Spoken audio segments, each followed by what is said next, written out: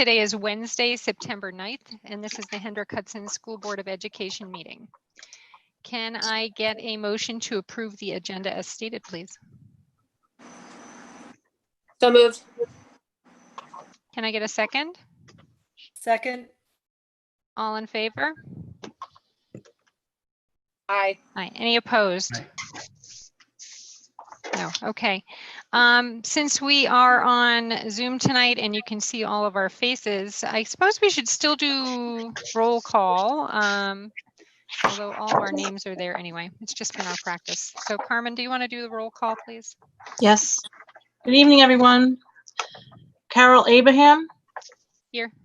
Lisa Anderson. Here. Mary Pat Brugge. Here. Corey Notrika. Here. Alexandra Philbin. Here. William Oricchio. Here. Lori Ryan. Here. Thank you. Are there any items anybody would like pulled from the consent agenda this evening? All right, so can I get a motion to approve the consent agenda, please? So moved. And a second, thank you. All in favor? Aye. Aye. Any opposed? No. All right, so that brings us to the items removed from the consent agenda. We do not have any donations tonight, so we are on to the superintendent's report next.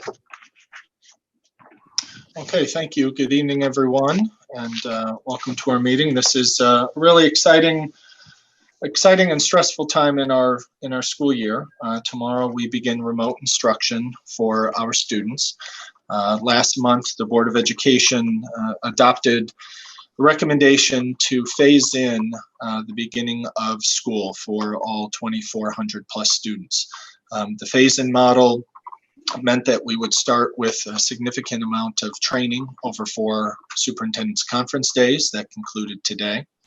The phase-in model also includes a significant amount of time, 1 week and 2 days starting tomorrow, for half days of remote instruction for all students, while schools invite children in a rotating basis for orientation activities.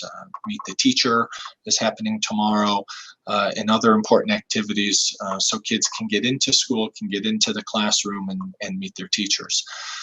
Starting the week of September 21st, we will be remote. We will remain remote, but those will be full days. That's where students will go through their bell schedule, basically, and help kick us off to September 29th, which is a Tuesday, where we will start our in-school and hybrid model. It's important to underscore that while we made the very difficult decision to phase in our approach during this very unique time and what will be a very unique school year, our neighboring districts and districts within our region and even statewide have also followed suit.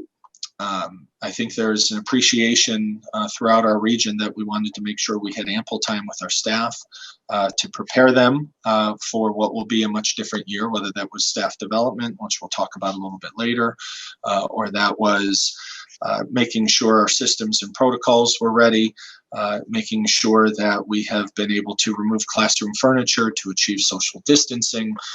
There were a whole plethora of issues that helped us recommend this phased-in approach, because this school year will start unlike any other. So we want to thank the community for appreciating the fact that this is different. Hopefully this is the only school year in our foreseeable future that will begin this way. What it also does, and maybe this is an unintended benefit, is it gives us opportunities to learn from others. Usually when we open the school year, we can do it very smoothly, very quickly. We can do it, as I joke, with half our brain tied behind our back, because that's what we do. It's a predictable event. It's planned for. We're able to dot all of our I's and cross all our T's and work out all the kinks because we've done it for decades. But what we're also making sure we do is that we learn from our colleagues. We've had a series of issues throughout our region where schools opened and staff or some students tested positive, and schools had to work with the health department, and there were positive experiences or not so positive experiences with that. We have a district in our region where the health department demanded that a very significant portion of their transportation department quarantine because of exposure to the virus. We've had schools that opened up and quickly had to move to a remote model because there was damage in their school district affecting their Wi-Fi and their ability to deliver their systems within the school day. So there is nothing normal about opening school this year, and that's just a fact. The reality is we're trying to do the best we can, and we're trying to make decisions with health and safety standards in mind. We would not make any decision that would put a staff member or a student at risk. And we didn't make any decisions that we felt that our staff couldn't implement, or decisions that would hurt kids. The reality is there are many, many moving parts. We are opening schools in a pandemic, and the rules change quite often.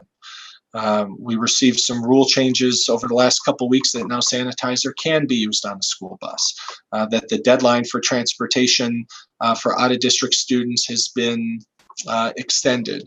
We're receiving new guidance every day, whether it's from the CDC or Department of Health. We just received guidance that the state is going to pilot this year language around snow days, that school districts can use a remote learning day as opposed to an emergency snow day. So every day, if not throughout the day, we receive new guidance. We received information. The governor gave a press conference earlier this week, and of course the details came after, that the school district has to submit to the Department of Health on a daily basis the number of students and staff that test positive. He's calling it a COVID dashboard. That created some angst and anxiety in the community because the county health department has been very, very clear for months that school districts are not required to test, and in fact, school districts don't have ample staff and resources to test. So this plane is being built as we fly it, and there are many mechanics who are assisting us, not just our school folks, but agencies throughout the state. And when we look around and we try to find best practices in how to open a school during a pandemic, there aren't any because we're not sure what worked. And in a normal situation, we know what works because we've done it for a really long time and we've made adjustments. Over that time. So, we can't stress and impress upon enough of our faculty and our staff and our students, and particularly our parents, that this is going to be different. We are going to miss some things, and we're going to try to correct them as quickly as possible without impacting programs and without impacting students. But this is an opening unlike any other. And we're going to be learning a lot with you along the way, and we hope that you stick with us, because we appreciate the fact that kids need to be in school, and we hope that they're in school for a good long time. But we also know that at a moment's notice, we're likely to receive a phone call directing schools or the district to close because the virus is coming back. The governor has made that very, very clear. We can look very locally in terms of colleges and universities and spikes and different things that are happening on college campuses, forcing them to close or quarantine. So it's a matter of how we respond, and we hope that the systems we put in place and that phasing into the school year will allow us to make sure that their systems work, and that we can communicate with people very quickly and swiftly and within a moment's notice.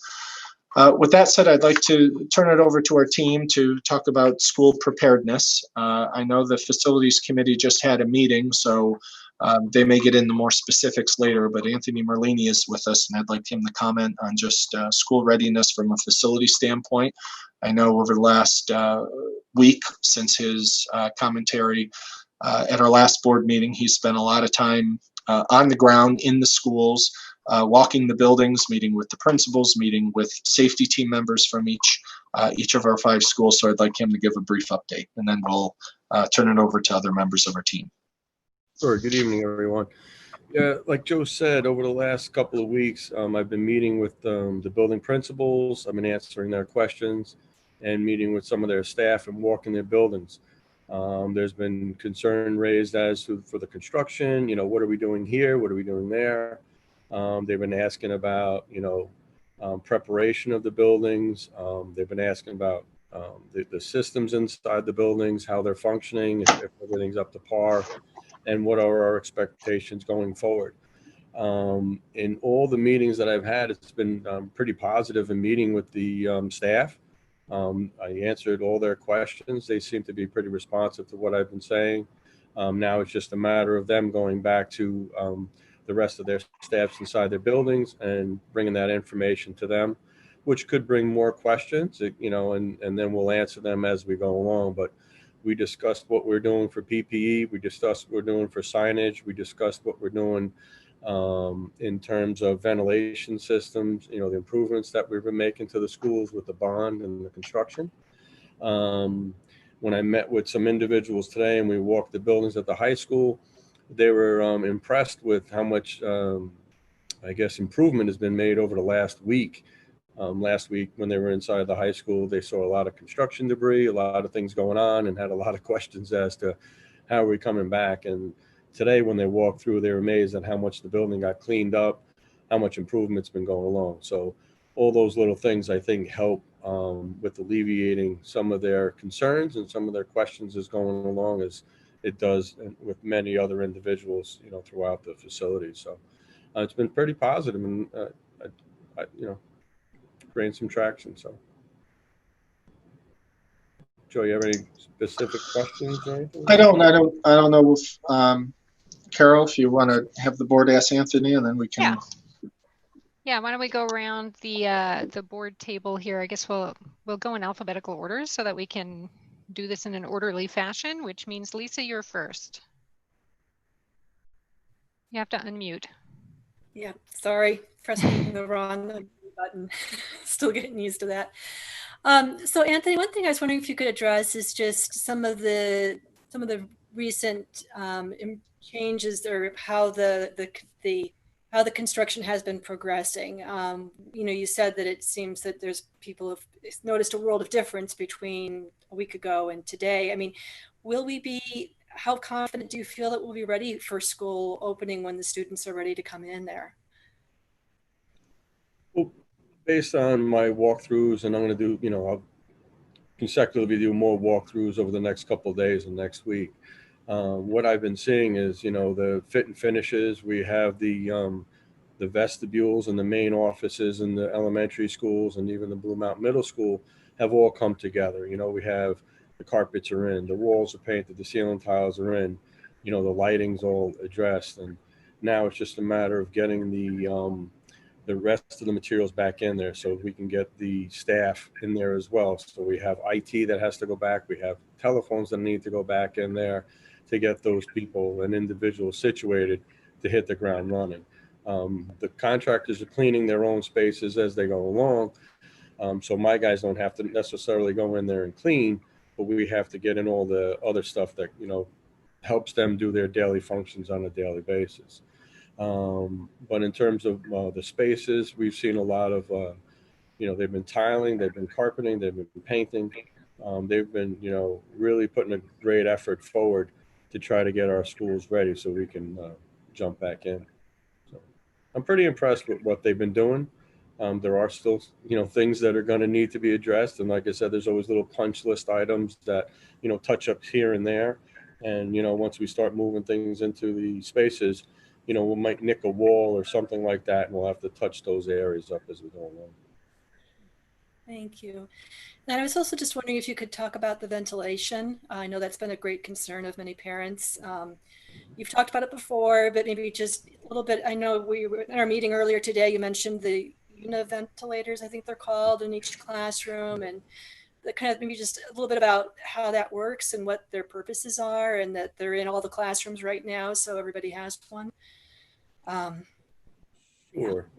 So, one of the parts of the project was, at Furnace Woods, we're actually installing new unit ventilators. The old Nesbitt units in there were out past their useful life. So part of this last bond was part and parcel was to replace all those units. So they have a good portion of those in. I think we still have some little connections to make here and there and some adjustments to make there here and there. But the way the filtration basically works in the building is, the unit ventilators are bringing in outside air into the classrooms. And on a cold day, they temper them. On a warmer day, they just bring air in for the space as per recommendations of SED and code, where occupants of a space need a certain amount of CFM into that space. And then we have an exhaust system that brings the air back out of those systems, out of those classrooms or offices. So we have this circulating bunch of airflow that's coming in and going out. We've been checking and maintaining those in all the buildings. My staff, my maintenance guys have been going through to make sure that they're functioning properly. Some of the newer systems are going to be commissioned over the next week or so. So I haven't necessarily turned them on to see how they're functioning, but they will be turned on over the next week to get those things purged and running and work out all the little kinks if there are any. Thank you. Okay, Mary Pat, you're next. No, I'm actually good. I've pretty much been following the process, and I don't have any specific questions in terms of, I mean, at this point, I'm sure everything's changed. What you originally had planned, it all, shifted because, ventilators that you had originally planned, you have to get different ones now. And, and the filters all have to be different, and everything has to be so much more built up. Is there anything that you do have any concerns about not being done on time, whether it's, just within the buildings or anything? I mean, is there anything where you anticipate where there's going to need to be continuing on or while the kids are in school? Well, we won't do any, well, I can't say, well, we're not going to be doing any major construction while kids are in school. Once kids are in school, basically if we have to do anything, it'll be done on nights and weekends. There are a couple of, areas that'll be open, and we've mentioned a couple of them before. We have the auditoriums where the specialty items that need to go into the auditoriums, they're long lead items. When we talk about the main entrances on these buildings where we're having a new secure vestibule entrance, the storefronts that have to go in there, they're long lead items, and there was some issue with the design development of those and the contract and the construction of those because of COVID. So it's delayed the process a little bit. So I feel confident that we'll get the buildings open and we'll get the building safe and secure, but there's still going to be these lingering items out there that we're going to have to button up along the way. They won't compromise what we're doing, but they're still going to be out there. What's the time frame you anticipate? I mean, what's the time frame? Assuming that even if the kids get back to school at some point in a month, that then they have to go to nights and weekends. Mm-hmm. What's the time frame? Christmas, the holidays, or do you anticipate it faster than that? It depends on what we're talking about. So there's some things that are coming in towards the end of this month, beginning of October, things that are coming in the middle of October. And then there's some other items that I was discussing with Mr. Catalan earlier, like some doors, exterior doors. And the way we'll approach them is one for one. When the door comes in, we'll remove the door, put the new door in. This way, we're not leaving that entrance or exit way in a lurch. We're doing it, one for one, so we can get the system ready back together again, the building back together, so that it's safe and secure for the following time when students come. So if you did it on a Friday or overnight, it'd be ready the next day. But they're all different times, so it's kind of hard to answer that. I just didn't know if, if when you foresaw, Mm-hmm. just sort of, basically having nothing but, basically punch list type of things, Right. but having the major stuff done. All right. Thank you. Thank you. Okay, I'm actually going to break order a little bit. Lori, you can go next.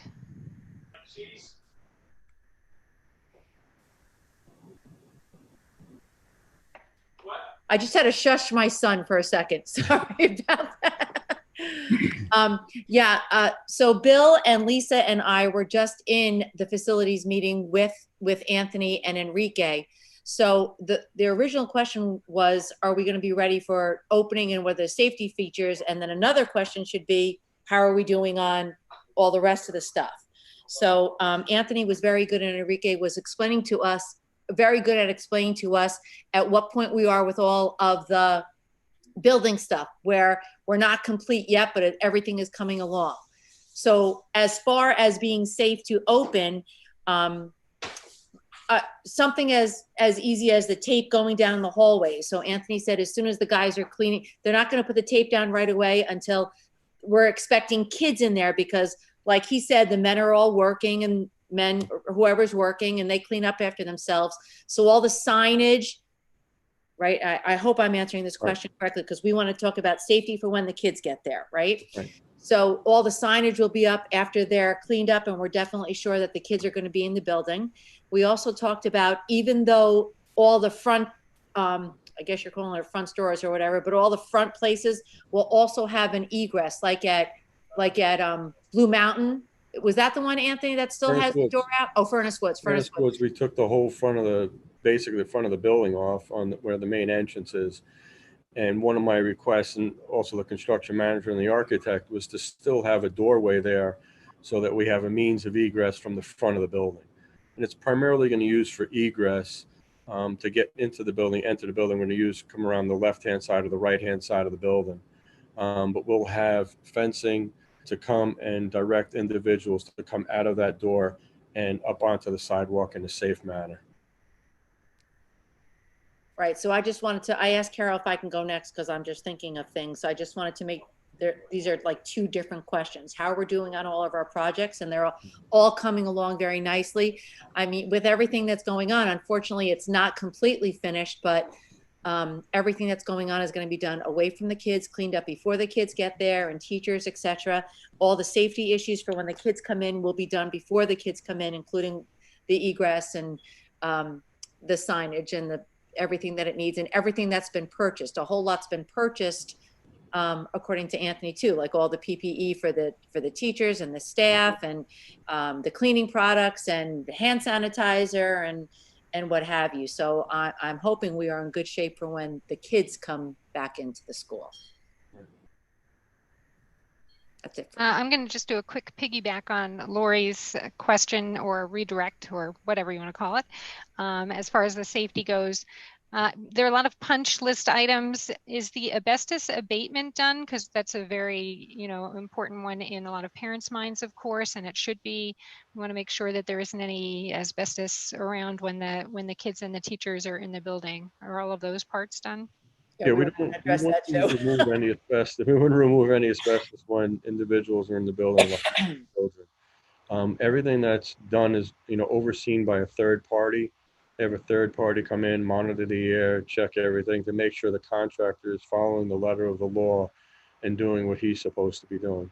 So typically we do it on even when we're doing this construction project, we try to do it on nights or weekends, when the contractors weren't even in the building, regular contractors, to try to stay away from everybody. It just makes it easier.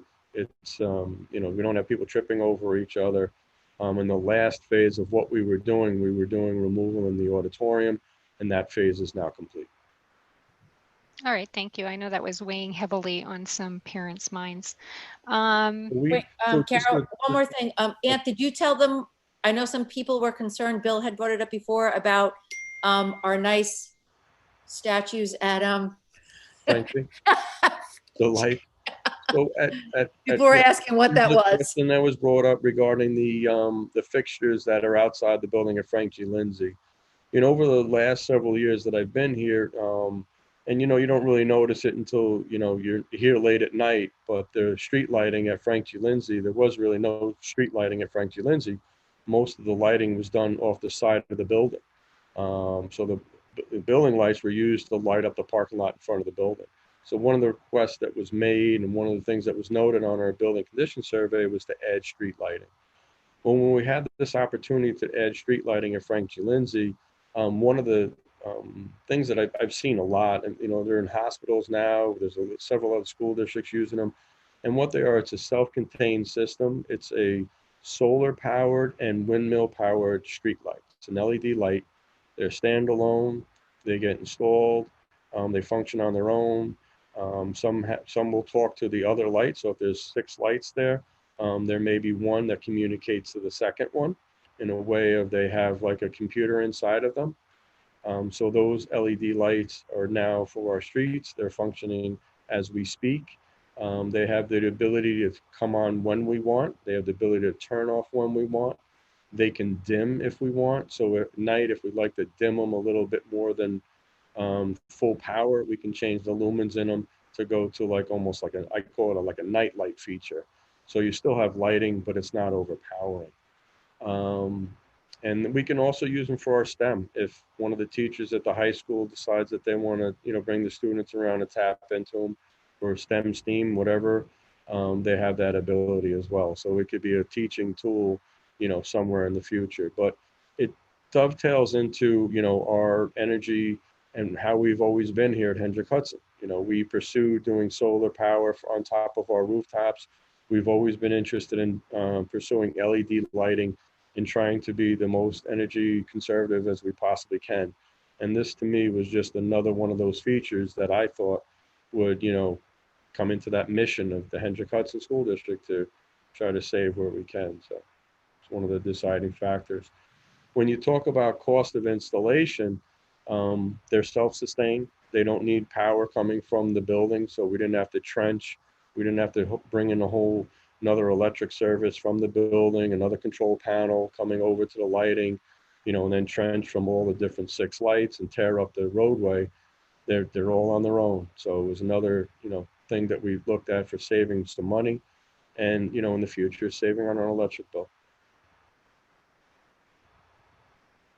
That's great. Thank you. Sounds like I could use one for my driveway. All right. I think Corey was next, unless Bill wants to go next since he's also on facilities. Doesn't matter. Okay, Corey, you're next. So my question, and Anthony, might not be for you, might be for Laura, and maybe a different time. It's about technology infrastructure. So we're going to have a lot of people streaming video, a lot of teachers streaming video. They're probably going to be students. Have we load tested the entire network to make sure that we have enough bandwidth and enough backup connectivity? In other words, that we have some sort of redundancy, not just to one internet provider, but maybe a second for all the schools in the event that one fails? I think that's more towards Laura. Yeah. But I know one of the things we did to try to hedge our bet was at the high school where we do bring in connectivity is now we have 2 different connections coming in from 2 different locations. And the rationale behind that was, so if you were reading about the news and what happened to a local school district, they lost their connectivity at the high school because a tree fell down, I believe, or something of that nature, and knocked out their connection to one of their buildings. So one of the things that we did, because we don't want to lose our connection, is we have 2 sources coming into the building for that. But in terms of bandwidth and things like that, I think that's more directed towards Laura. Okay. Is it 2 different providers, 2 sources, or is it just 2 same lines? provider. From the Same provider. Okay. So if that provider goes down. Yeah, right. Yeah. About a year ago, we put I think that, right, Anthony, we did the redundant network for that reason, as Anthony just explained, because all of the schools are all connected. And then we originally thought we were going to be okay with a 1 gig bandwidth, but actually I just signed the paperwork today to increase us to 2 gig. As we start to realize how much, just Google Meets are going to take up, we wanted to make sure we had that extra capacity. And again, in my conversation with some other districts, we've been kind of comparing, usage and what they've been using, what we've been using. And so I feel pretty comfortable with the 2 gig. And I've also made arrangements that if we needed to increase, if we find that is still not enough, I mean, we were 500 megabytes last year. So we're increasing quite a bunch. But if we need to increase it even more so, it'll be, a matter of hours to do so. Has it been tested? And the reason I ask that is you could have 10 gigabits of bandwidth from your provider, But if your network doesn't support more than 1 gigabit of throughput, you're not going to get that. So it's like a funnel, right? If we don't test the entire network, it could be a concern. The test will happen when It will happen teachers soon. are all in. Yeah. Yeah. So we can only go Today. based on our experience and what we know everything runs off of. And again, I actually did speak to some colleagues that were able to test. And so that's where we've been making some of our decisions, and, most recently made that decision to jump from 1 to 2 gig. And again, the biggest thing I wanted to make sure was that if we needed to increase, it wasn't going to be, weeks of waiting. So I'm trying to be conservative with it. I think 2 gigs, I'm pretty confident, because I thought 1 gig would be enough. And I think going 2 gigs is going to give us a lot more security. But if we need to, I've already talked to Best Web about increasing it even more if we need to. Yeah, I'm just asking about the infrastructure itself, because if the switches don't support 2 gig, it doesn't matter. Oh, yeah. You're paying for 2 gig, and right. So you gotta have some pretty powerful switches to support. Best Web actually has to come in next week to actually swap out some equipment to support the increase. Yeah. Great. Good to hear. All right. Thank you. You're welcome. All right, Corey, thank you very much. Bill, you're next.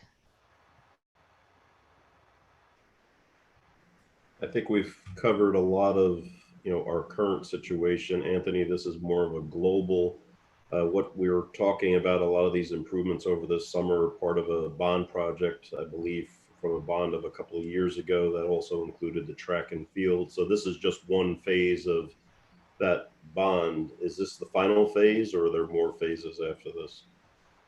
This is the final phase. Okay. We actually, when we were supposed to do the security phase last summer, and then this was supposed to be the secondary phase.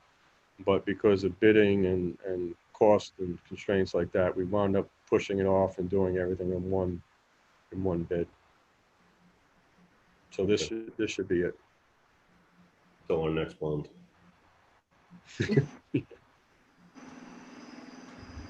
Thank you. You're welcome. Okay, Alex, do you have any questions? No, my only concerns were about safety, and all those questions have been asked and answered. So thank you. Thanks, Alex. All right, thank you. Anybody have any last minute questions? Anybody want a second go round? I'll just mention that last week, our last meeting, we had a statement from various representatives of the teachers union asking about ventilation and other upgrades. Those questions have been answered, or those statements have been remedied. Earlier today, we posted a facility-specific FAQ on our website, and it's time-stamped in terms of when information was presented or edited. So I know there were some questions or some thinking that some of the content in the letter that was read last week went unanswered, but that letter has been addressed with the FAQ that we posted, and certainly through ongoing dialogue that Anthony shared today. Okay, thank you. Joe, who's up next? Let's go to Enrique, who has been getting ready with purchase orders and making sure all of our supplies and equipment are in, and has been working with transportation and food service to make sure we're ready to go. So Enrique, we'll hear from you in terms of an update. Thank you, everyone. The summer has been busy. We've been adding a lot of expenses to all COVID-related issues to be sure that we're safe. So in that sense, we're running a little bit over budget in some of the accounts. I'm hoping that in the future, there's going to be some savings in other accounts. But I spoke with Joe, and we're going to have to monitor the budget a lot closer and a lot faster than in prior years. Last year, we were very lucky because we didn't have to make major expenses on COVID, and yet we had a lot of savings from not having the kids in school. But this year it's a little bit different. But we feel confident that, if we have to do any adjustments, we'll be able to do them. Also, so you all know, over the last 3 weeks, we closed 2 important financings. We did a bond anticipation note for 3 months for $18.5 million for the capital project. We were going to issue a long-term bond, but unfortunately S&P and Moody's, both of the credit rating companies, did not want to issue a report until they don't talk to me, come and see my financials, look at the financials of the district because of Indian Point. So I'm going to start working with them. So by October, November, we can raise a long-term bond. And actually tomorrow we are closing on close to $1 million bond anticipation note for the deposits like we do every year. I'm very glad to say that basically it's free money, because we're a municipality and people don't have to pay taxes on the interest. We're borrowing at 0.6%, 0.4%. I mean, it's been amazing. So and by the way, in 2 weeks, we are starting our audit, because if you remember, it was supposed to be in August, but that's when we had the hurricane and we had to reschedule, and that will happen in 2 weeks. Thank you. Any questions? Do you want to just raise? Yeah, thanks. If the audit is going to be starting in 2 weeks, refresh our memories, when are we supposed to report to the state, or has that been pushed out? The state is being very flexible this year because of COVID, but we're going to be late, no question about it. We're starting in 2 weeks. By the time I review it, we agree on everything, we start the ST3, it won't be before mid-October, and we are supposed to have the ST3 ready by late September. But I already sent an email to SED letting them know that between the hurricane and COVID and our capital projects were delayed, and they have no problem. Okay, great that you've been proactive. Thank you. Yeah.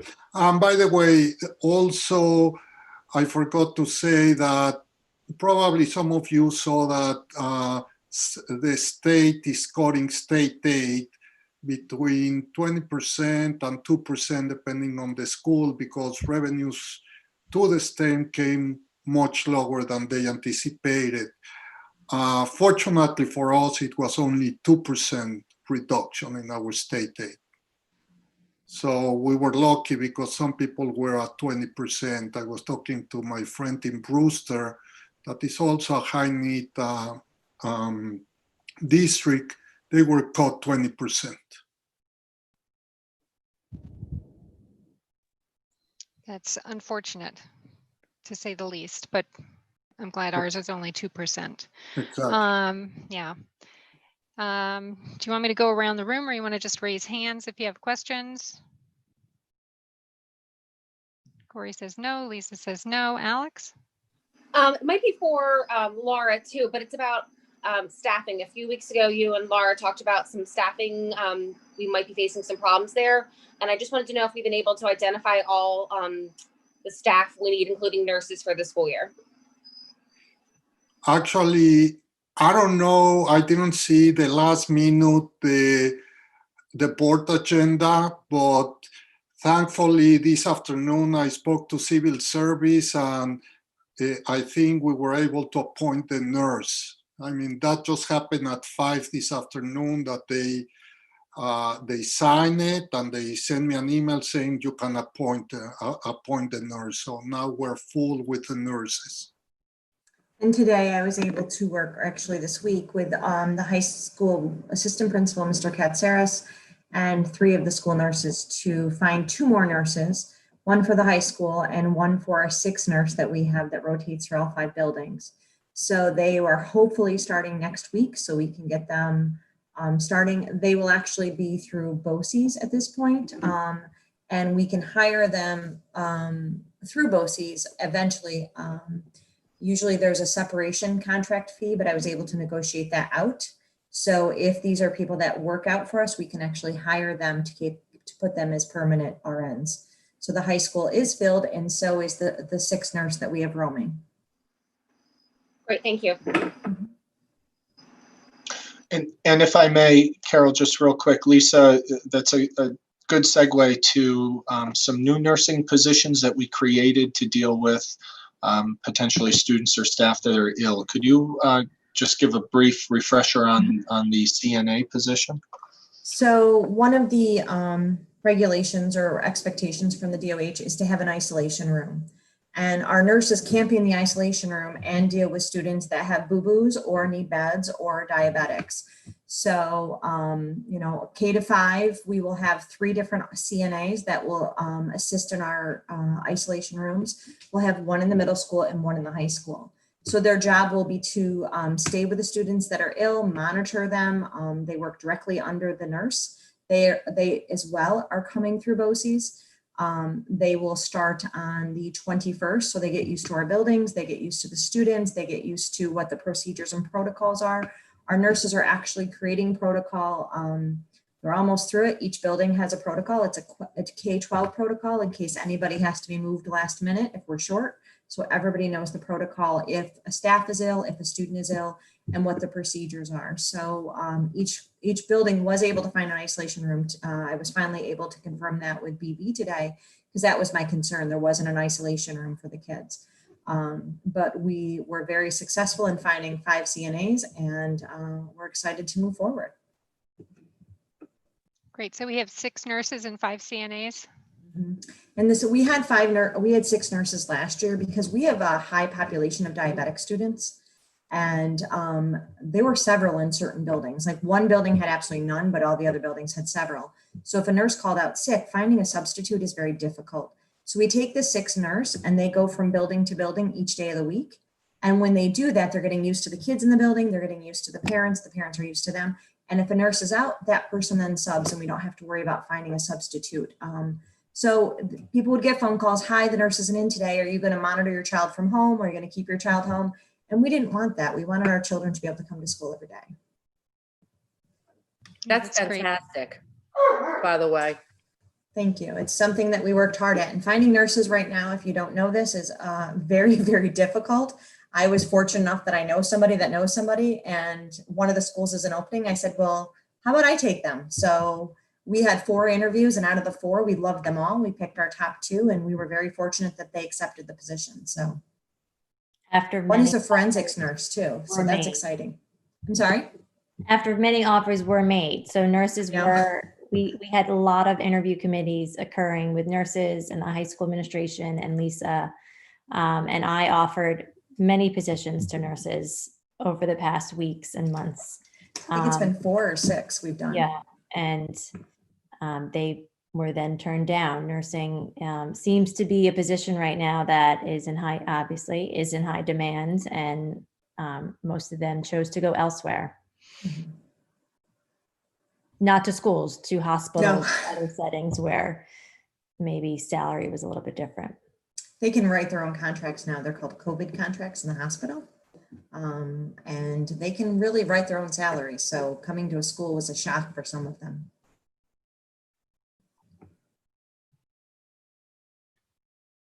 And then Alex, you asked about just staffing in general.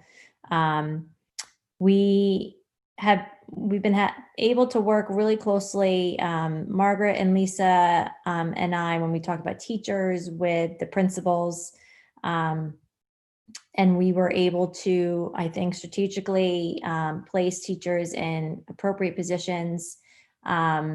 We have some people that are taking leaves, and you'll see those on agendas. A lot of sometimes people take leaves and then they change their leave request, update it, add it. We have people who take intermittent leave because you're only under FMLEA for childcare leave and EPSLA, you're only allotted the days that your child does not go to school due to COVID. So you then need to take it intermittently. So that means, if your child's school is closed 2 days a week, you can get leave on those 2 days, but you're supposed to report to work on the other 3 days. So it's quite a debacle on the back end that we are managing. Enrique has been trying to help Debbie DeCiccio in payroll and trying to identify the days, because these teachers or teaching assistants or any staff get paid a certain amount per day if they are out on one of these leaves. So we are trying to just make sure that we have all of our records in line and we can identify who gets paid on which day and at which rate. And you'll see on the personnel agendas, leaves last week, this week, and you'll probably see more at the next board meeting as well, as we just continue to revise and tweak them based on people's requests. But we did have, we have some new hires that you can see on the agenda tonight. We have some resignations, and we also have hires, and Lisa was really amazing. We had a resignation of a speech teacher, and we also have a hire tonight. So that was really good, quick movement on Lisa's part. And so we're working to try to fill any vacancies that we have as soon as possible. Thanks. I just had one more question about the K-5 teachers. Talking with my friends that still have elementary students, it sounds like there's a lot of new names. And so how were you guys able to manage the online classrooms and keeping capacity down in the classrooms without hiring a whole lot of new staff? Do you want to cover that, Margaret, maybe? Sure. So one of the things we first did when we agreed on the elementary model with the 3 elementary principals was look to our reading and math teachers, all of whom were former classroom teachers. And although they had not been in the classroom in a bit, they were our first choice. Our second option would have been teaching assistants who have teacher certification. The third option would have been to try to find teachers. Finding teachers is a little bit like finding nurses, maybe a little bit easier, but nonetheless, highly competitive right now. So we are very fortunate that we have been able to, I would say, substantially cover the additional sections we had to create in order to keep the live teaching classrooms at 15 children each.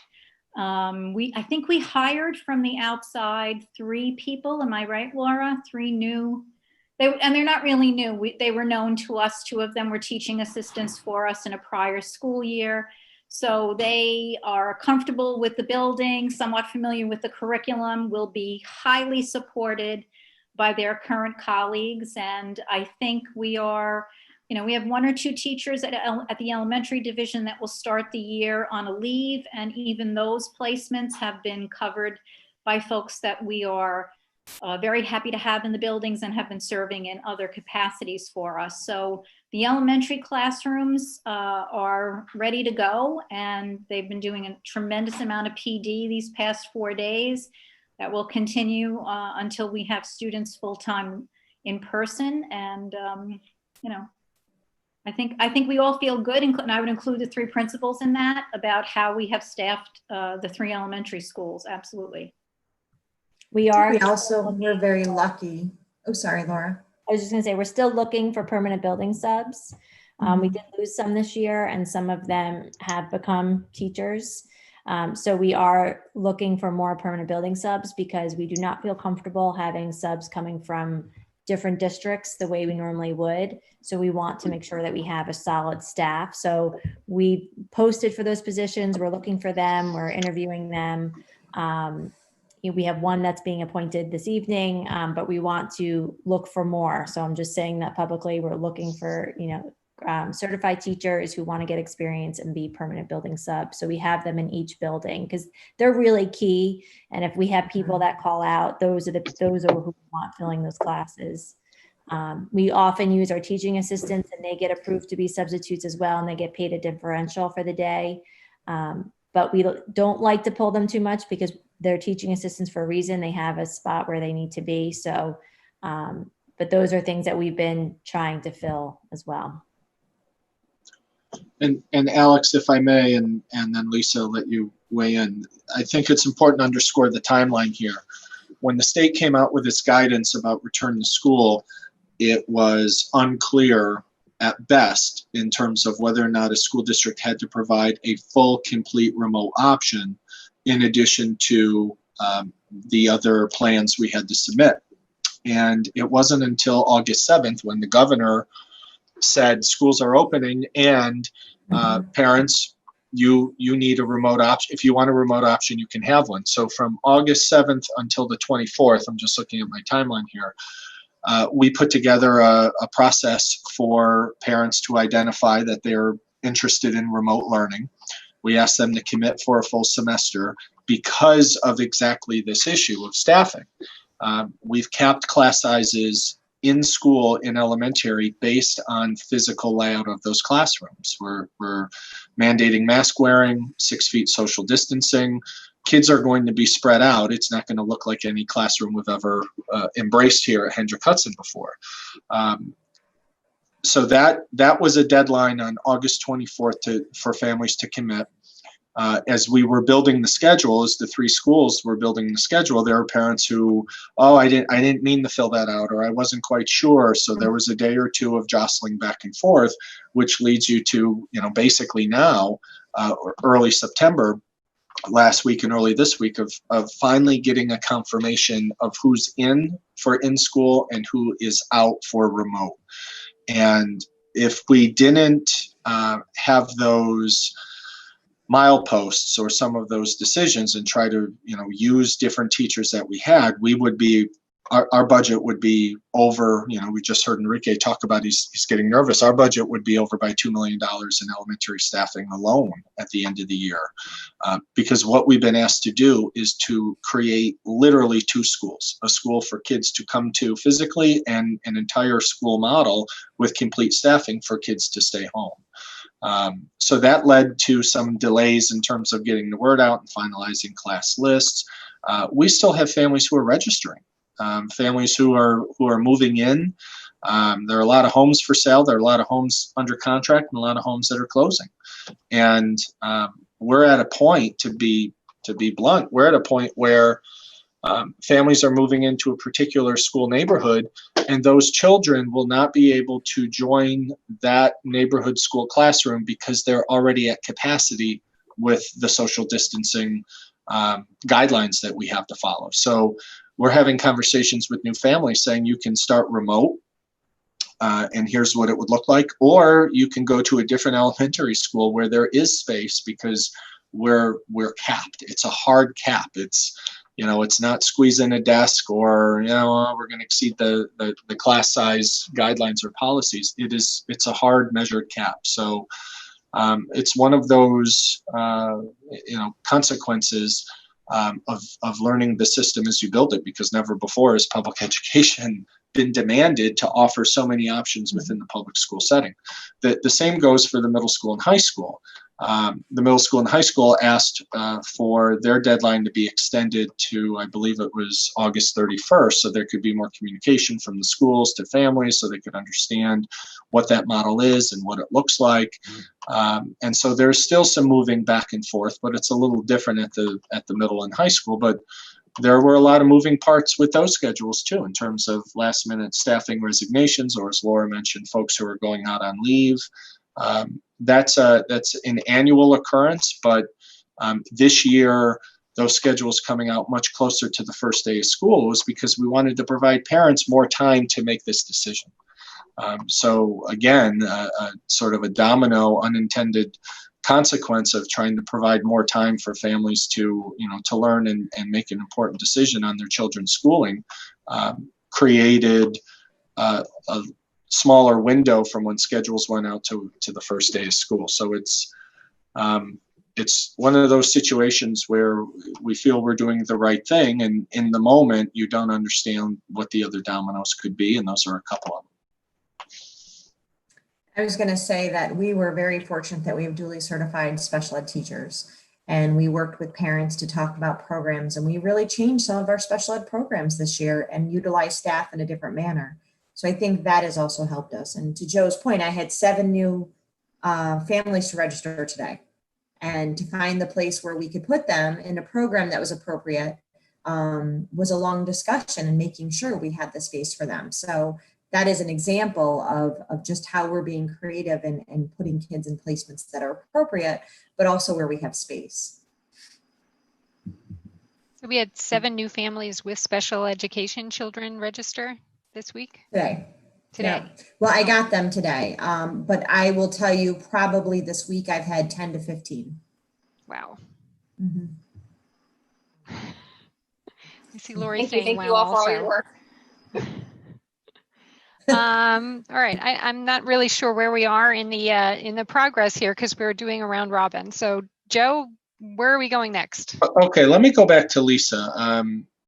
Lisa gave some updates, but I want her to sort of wrap up PPS, and then we'll go to Laura and Margaret. But we had some exciting presentations today with Psychological First Aid. One of the partners that we've worked with has agreed to work with our staff and provide this parent training. So there was a conversation at 6 p.m., which is why we delayed the start of our board meeting, and one earlier today. So Lisa, if you could just give a quick overview on why this was an important conversation, in particular for families.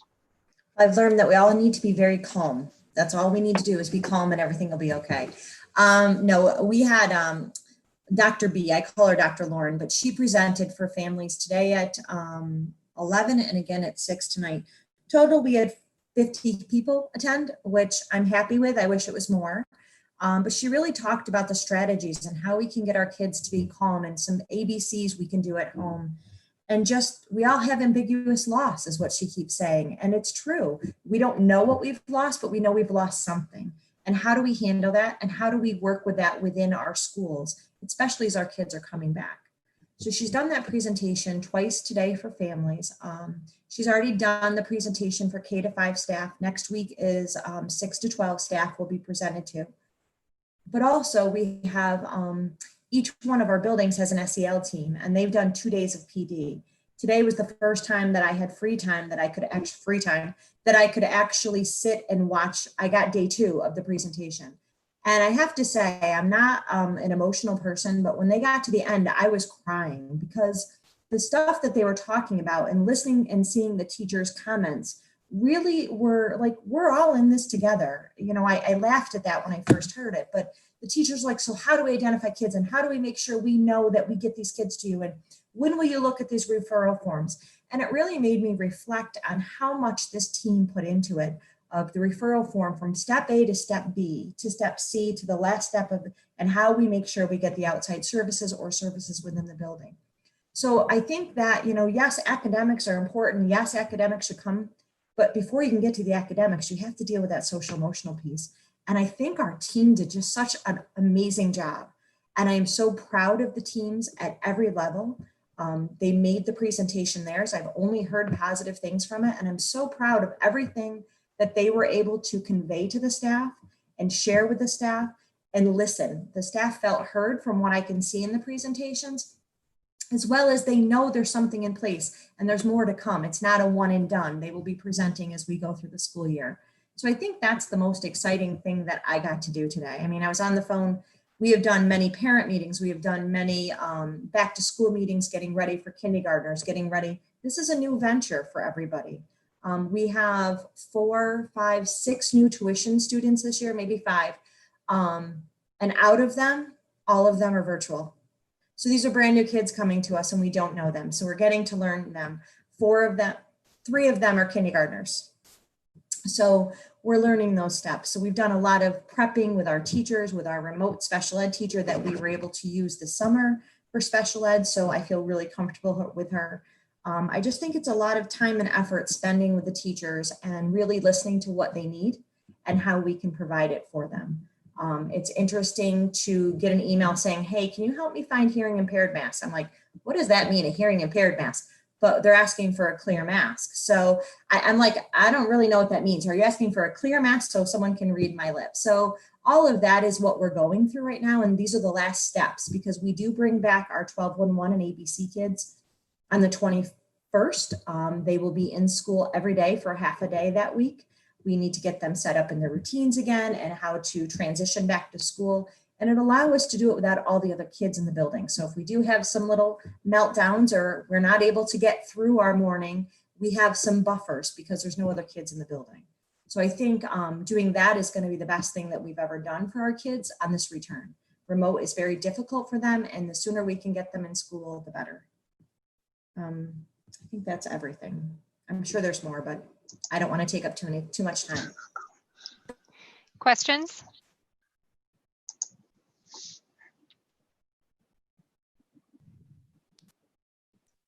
Wow, Lisa, I think you wowed everybody. It sounds like you guys are doing great. Lisa and Anderson and I were able to participate in the Psych First Aid today. So that was really Psychological first aid, interesting. Yeah, so that was very interesting, and I thoroughly enjoyed the program. Got some nice tips out of there. I think the one thing, either I'm going in or out or you are, I'm sorry. I think I was. Go ahead, Lisa.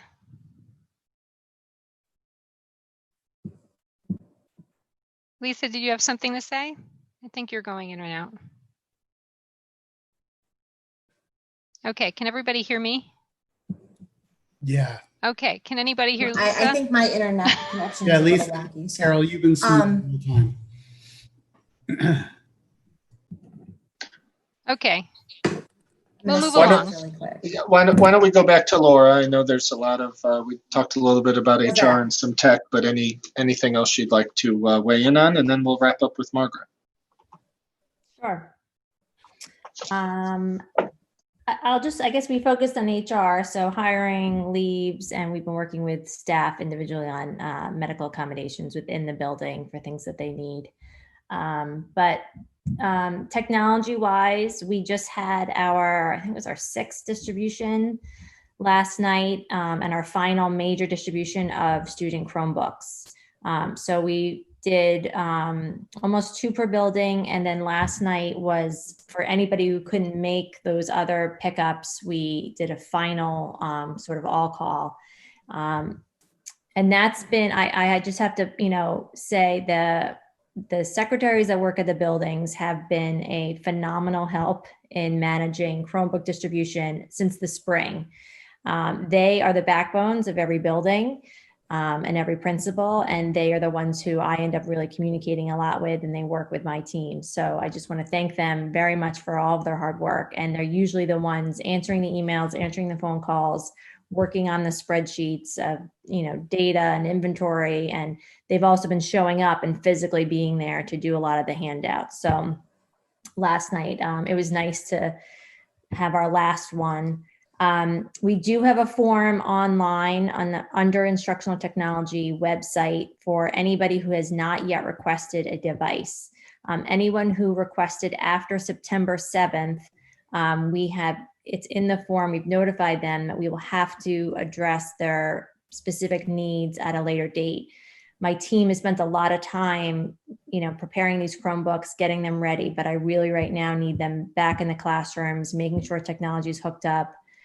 Tomorrow is our first day with students, so we are ready to support, the help desk as teachers may need things, parents and students may need things. So that is live also for families, students and teachers, the help desk, and there's also a link to that on the instructional technology page. Tomorrow, my staff and I will be available on an all-day Google Meet for anybody who needs to drop in and ask a question, get a password reset, anything that may happen in that frazzled first day. So we're making ourselves available. So again, back to the Chromebook pickup, we will be, once people fill out the form, we will be able to assign that Chromebook to that student, and then we will be having them at each building, and then the buildings will then, going forward, start arranging for the small amount that's maybe families still need to pick up a device. But if they don't fill out the form, we can't properly tag them and inventory them into our system. So it's important that they do that. We've been, just to wrap up of some of the work with the tech coaches that worked for us this summer. We have a student and family website with resources, and it's on the website now, and it will continue to grow. So I have 2 tech coaches, Alexis Albano and Megan Boyle, who are going to continue to support that work on that public-facing website for students and families as we get more and more resources. And as the teachers learn more and more of the resources, because they're learning. We just had a session today on Kami, for example. We're going to keep updating that, and we're gearing that really towards the students. So if they have, specific questions, they might be able to find quick answers on that site. And then we have our internal website that I begun last spring, just in the pandemonium of the pandemic and trying to support. We're trying to streamline that a little bit. And I have Heather Wynn and Kyle Sinna, another 2 amazing tech coaches who are helping out on that work, making sure that our staff constantly have updated resources and guides and links to anything that they need on that internal website. Another thing was really hammering through all the vendors, hundreds of vendors that of programs and apps and software that our teachers rely on, free or purchased, to make sure that they are EdLaw 2D compliant.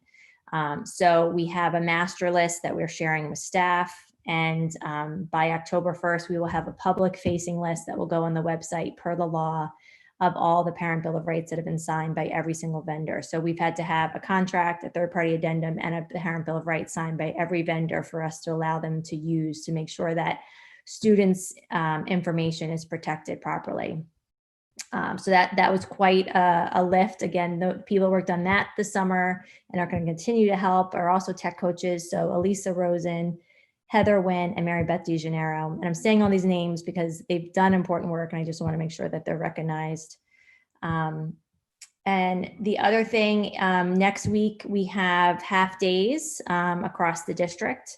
So all of our tech coaches, we have 20 tech coaches across K through 12. We'll be using those afternoons to have various tech sessions. This is something we did last spring in a full day experience, but we're going to be spreading this out through the week. So they all have created events, and teachers can pop in and join different sessions that seem to call to them or things that they want to learn more about.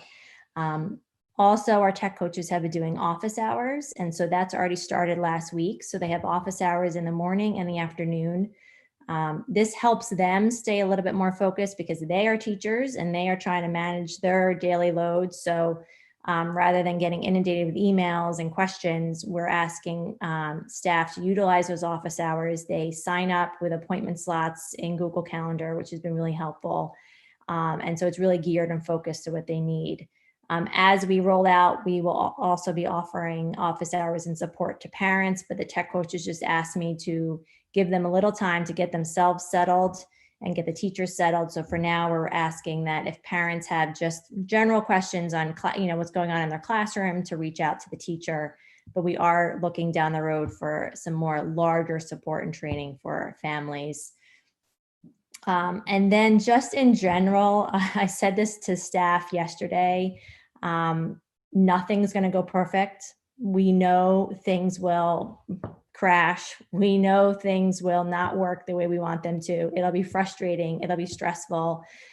We all know just on a Zoom call, nothing works perfectly every single time. And so I just wanted to remind them to just have patience, use these next, few days and weeks just to reconnect with the students. We haven't seen these kids in person for months. So when they actually physically come back, that's going to be really exciting just to see each other again and even just connect over the summer. Some people have had really challenging periods of time. We've all been in stressful situations. So, as educators, and that's what we all are at the heart, and we all started in this business as educators, it's about connecting with the kids. So we're using technology, and it's a basic Google Meet, say hello, ask how you are, how was your summer, how are you feeling about this coming year, and just trying to get those basic relationships started. And we're working as fast as we can. we purchase most of as many programs as I've said this over and over again, as many things as I can purchase, I purchased through BOCES this year. And sometimes that means I didn't get BOCES to sign the contract because they were waiting on EdLaw 2D things until just a few weeks ago. So we're working as fast as we can to roster programs and get everything syncing within a campus. And we're making good progress. And so we'll see in the next week or two what the teachers are starting to roll out to their students. K through 8, we have a really streamlined system now with Google Classroom. So I'm really proud of the tech coaches for some of that work. Christina Ogoletsky did a lot of that work over the summer, creating classes for the teachers to actually participate in, and lessons for students. And we also have the high school who are in intensive training in Schoology. People like Stephanie Geiger at the high school has been creating tutorials and videos and helping teachers and helping students. So, we're all in this together, and I I ask everybody to please just have patience and know that we are all working as hard as we possibly can to pull this off. It is quite a feat, I think, what we are pulling off. As Joe said, it's almost like we are recreating schools.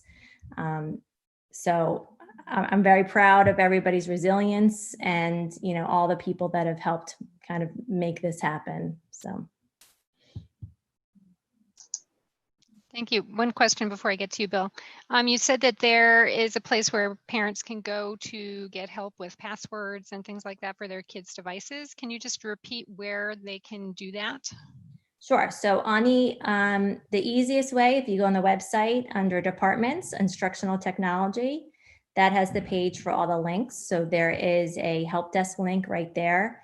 It is a help desk link called Mojo. It's what we use internally, and we've now opened it up so students and families can use it. Prior, we were using an email or a form, but the help desk really keeps us stay organized. I mean, today my staff have about 175 help desk tickets that they have to answer, but we're able to keep things organized if we use that system. So we just want to make sure if a student or a parent emails us, it doesn't get lost. So if they use that help desk, it'll help us make sure we get to them very much more effectively. So yes, the help desk link on the instructional technology page is on there. And then also under the one-to-one device link, there's a big description about the Chromebooks and all of the relevant links next to that. One thing, we did offer the option for families to purchase insurance on the Chromebooks, and we've had only a really small amount. We've only had about 17 families sign up for that. So I just want to remind people too, if they are interested in having their Chromebook insured, there are links to sign up directly through that. And then at the back end, they give me a report so I know who has that insurance. We're dealing right now with some people not returning their charger cords, for example, from the spring, and those cost quite a bit of money. So now we're having to deal with replacing those and having to then charge families if they did not return these devices or keys get broken. I mean, part of what we have to expect with the heavy use of our technology is that things will break, things will fall apart at times. So if people can, I would suggest purchasing the insurance or purchasing a really good case for their Chromebook. And there's also a link on there. If anybody has financial needs and they need assistance, the HHCEF is working with us to provide cases for families. So there is a form on the page as well that they can complete. And then we will immediately work on purchasing their child a case. Thank you, Laura. Bill, you had a question? Yes, Laura, you had briefly mentioned videos. I know as part of the technology committee, we had discussed videos to be used district-wide for teacher education. Given our current situation of teaching remotely, are we utilizing any YouTube type videos for how-tos for our students and our parents? Are we doing that? And for what type of stuff? So we try to use a lot of our, homegrown videos if we can, with our own tech coaches, because it's a familiar face and a familiar voice. But the website that we have internally And some of the ones that are public facing for students and families might be culled from the internet, from YouTube, from, that our tech coaches felt, what, this person really covered this, and we're going to use that video, and we link it. And then there's a lot that our tech coaches have created themselves. So that's available to the students and the parents. Yep. Great. And it will be, it's a work in progress. So right now, if you go on to the Instructional Technology website, you'll see the link to that page. And you'll see more resources right now for students than families. And then we're going to continue to add to it over the next few weeks as well, as teachers really get more comfortable with some of the tools, because we have added some new tools for this school year. Great. Thank you. You're welcome. Corey. Sorry. Just had a quick question. So Laura, it sounds like, for parents to get help on the website, they've got to dig in pretty deeply. Is there a way, because it's a pretty significant issue, is there a way to bring that more prominently, maybe to the front page like we did with some of the COVID notifications? Sure, we could do that. Okay, thanks.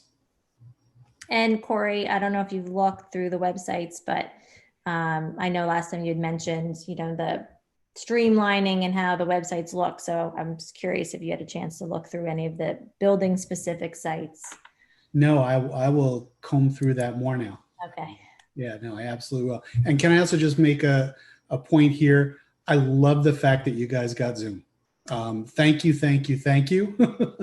I think this is a huge step forward.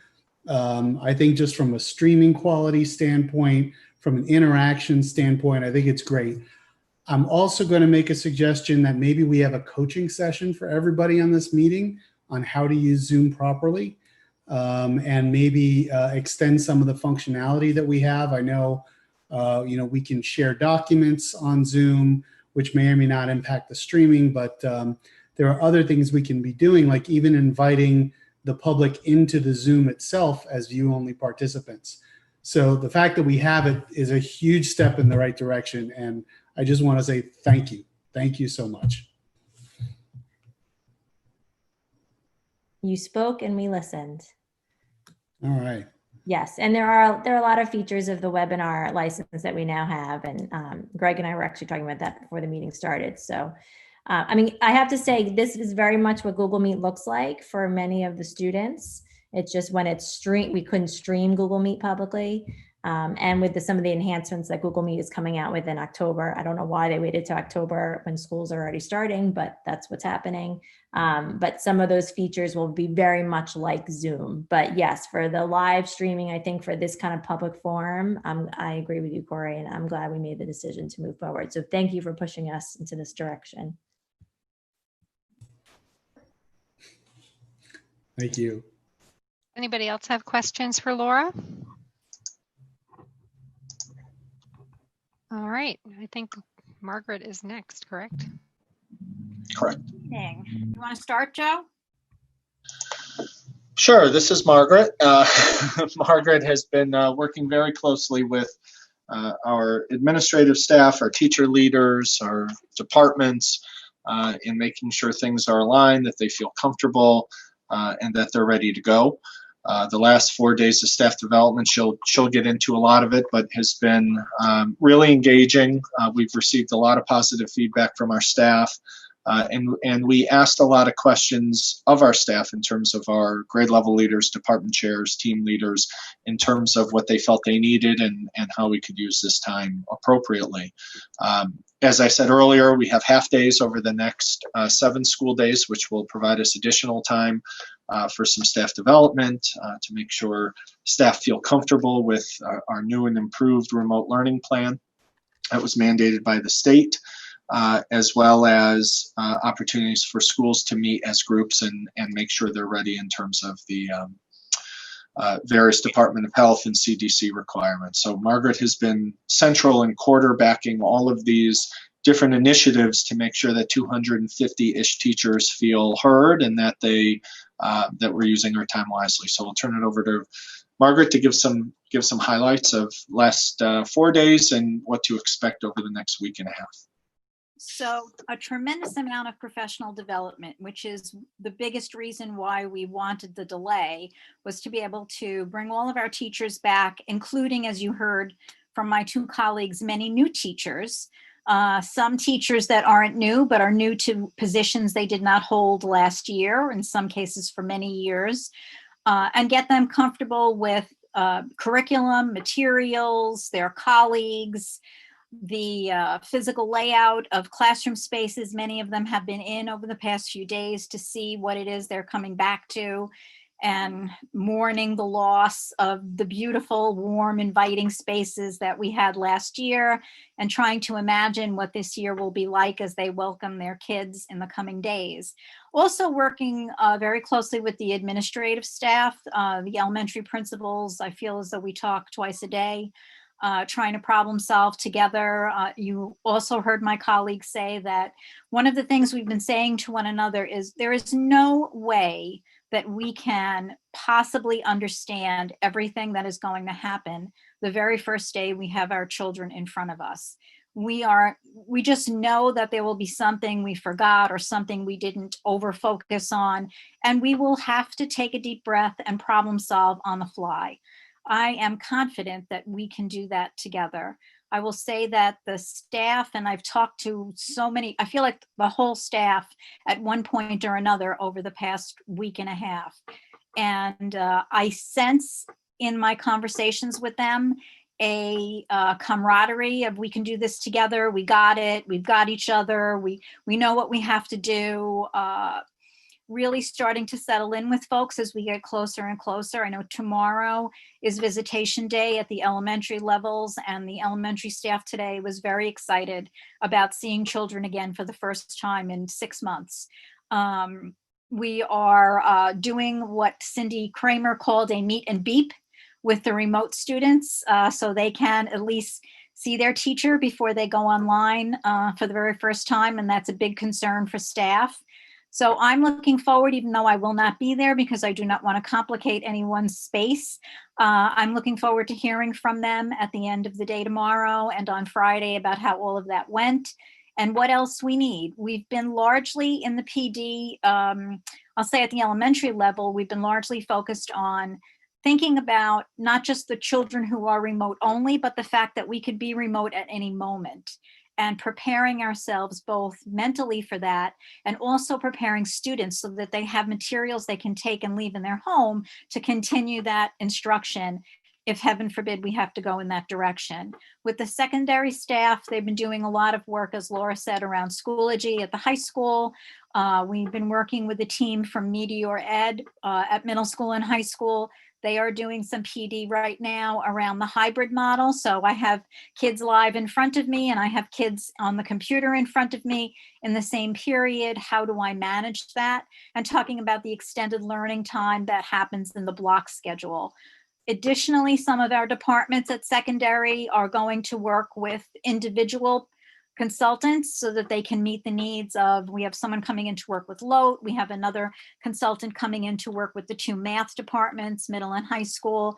I have offered that to all of the department leaders at middle school and high school, meeting with an ELA consultant tomorrow afternoon to talk about that. So to the best that we can manage, I want everybody to be as comfortable as they can be in a new teaching environment. At secondary, we're very lucky that our teachers will be teaching when school opens pretty much the same content that they've been teaching. So it's a flip from the elementary school where a lot of people have been moved to different grade levels and new curriculum. They are teaching in a different model, but at least they have the comfort of the curriculum that they have known and have some depth in. So that's an advantage for them. Nonetheless, they still have challenges that we have to meet, and that is exactly what we are attempting to do together. So again, the heavy emphasis on PD, on working with principals for final placements of students and staff, making sure everybody has the curriculum material they need to be successful, and off we go. Margaret, I know there's been a lot of anxiety around the block schedule, especially for the high school. Can you address that a little bit? Why we decided to go to the block schedule? So as we have talked about in different settings, when we first received the guidance from the state ed and the DOH, we were a little bit unsure if we could even open secondary because the first set of guidelines were so restrictive. They did not want children changing classrooms. They only wanted one-way hallways. You couldn't obviously touch anything. So the second set of guidance eased up a little bit, and it now allowed children to change classrooms, but the guidance was minimize cohort mixing. So keep kids with the same kids as much of the day as possible. And we know at elementary, that is the way the elementary division works. And then minimize transitions as much as possible, because we all know that the secondary, middle and high school change classes frequently through the day. We discussed it as a group, and then I believe that Joe, and he can talk more elegantly to this than I can, asked the John middle school principal and Jim the high school principal to construct a block schedule that would in fact achieve that goal. And that was done for, Joe, what was the submission to the state, the first one? It was July 31st. Okay, so in our plan, we had to show those schedules. So those schedules were completed for that submission. And when I say completed, I don't mean that kids were placed in them. I mean that the schedule of the day was drawn out so that as NYSED reflected on the plan, they could see that we're changing classes only 5 times a day, and here are the transitions, and here is the time between transitions, etc. But that is what drew our attention to the opportunity the model provides for health and safety reasons.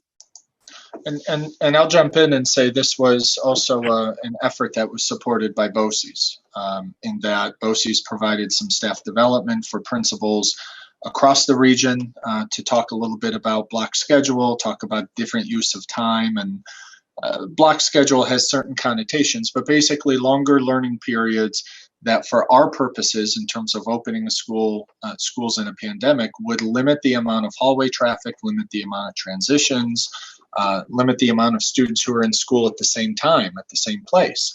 I mean, it's a similar philosophy from the DOH and State Education Department of elementary students not leaving their classroom.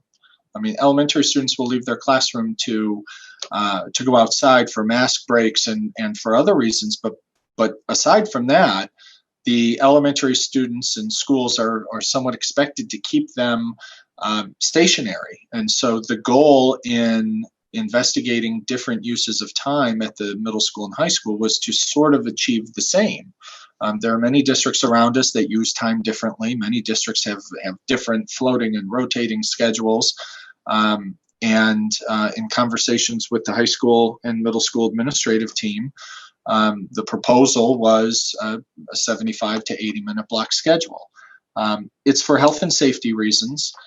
We can certainly discuss the educational merits, but different high schools, or should I say different school districts, have different schedules that just meet their needs. And this is sort of a one-time opportunity to slow things down at those schools. And slow things down meaning the number of transitions, the number of times kids are in a hallway, the different number of groups of kids that teachers will see. In a traditional schedule in the high school, teachers see 5 or 6 different groups of kids. And as a student, you're in 9 different spaces if you're a high school student. In the schedule we've proposed for this year, you're in 4 different places, including lunch. So 5 different spots. We've reduced the transitions. We've reduced the amount of time for students to transition.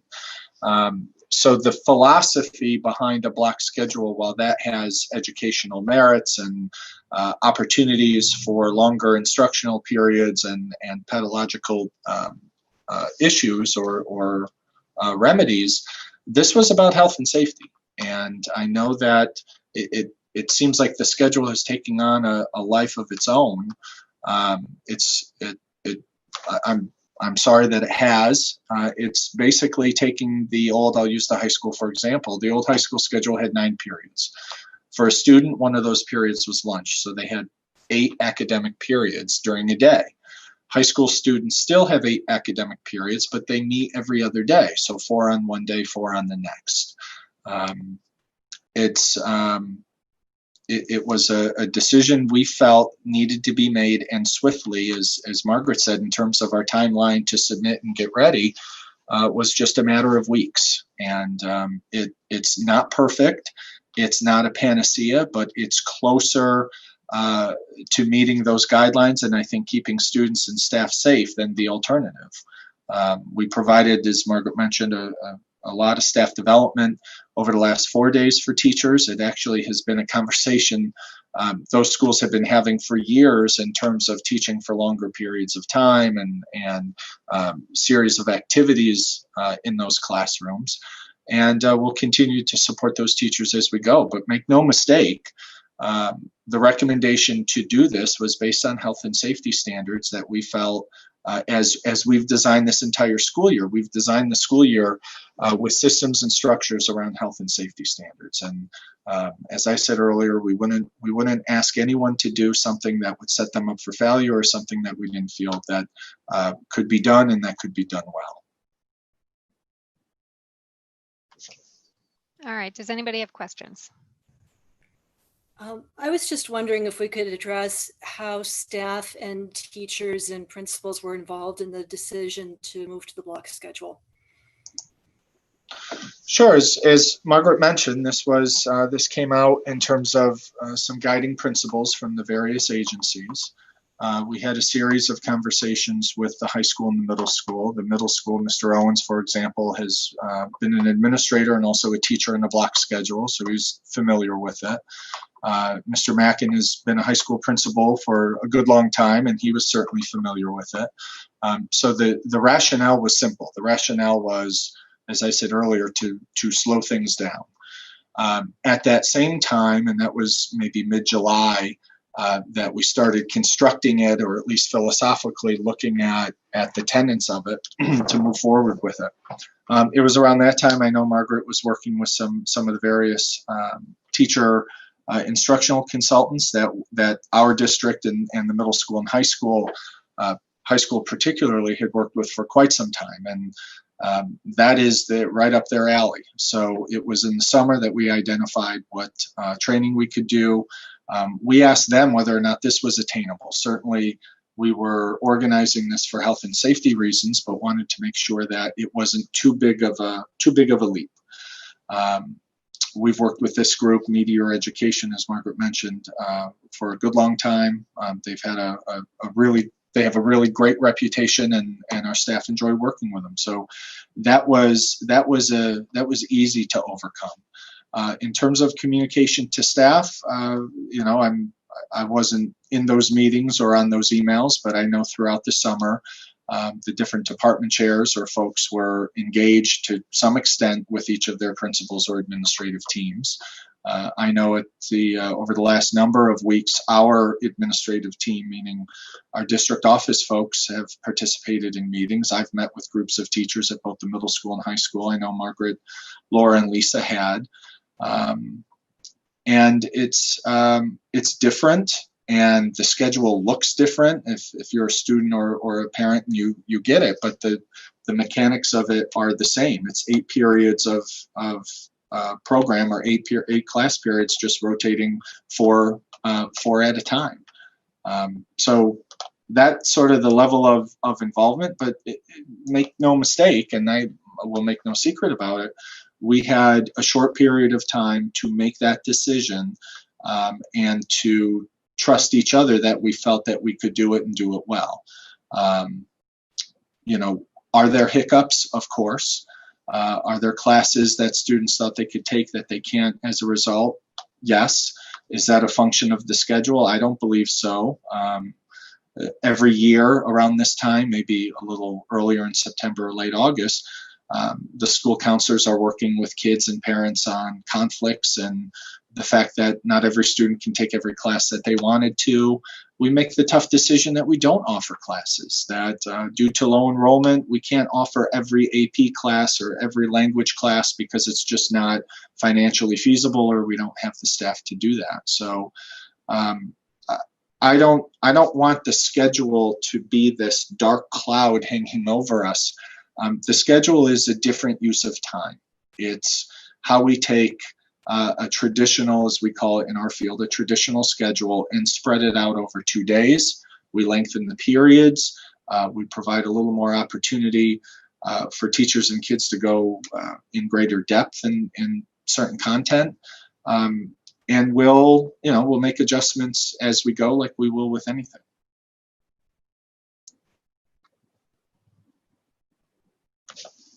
Lisa, did you have a follow-up question? No, I think that's good. I just was also wondering, with the welcoming back to school, we at one point talked about having special events for the 6th graders, 9th graders, 12th graders, those coming back in, for new changes like that. Is that still happening, or I don't have a child in those age categories, so I don't really. Yeah. So each school is planning how to, dates and times to bring students in very small groups and in a facilitated fashion, because that was part of the intent of slowing down or phasing in the reopening, was because we do have 6th graders who have never stepped foot in the middle school, and the same goes for 9th graders. So they're building that, and they're going to work with their staff and try to find time to do that safely and make sure those needs can be met. In particular, at the high school, they're using their first 2 half days, tomorrow and Friday, for in-school orientation purposes, about the new systems and structures, how to read their schedule, when classes rotate, what the intent and what the expectation is on Wednesdays. And those are activities, I think it's important to underscore, those are activities that normally take place during the school day anyway. That we pull students out for first and second period, or Mr. Owens at the middle school does town halls for a period or more. We're just using our time a little bit differently to ease everyone, the adults and the children, into a new environment. But those programs and initiatives and those desires are certainly under consideration, and when they feel good about a schedule, they'll share that with families.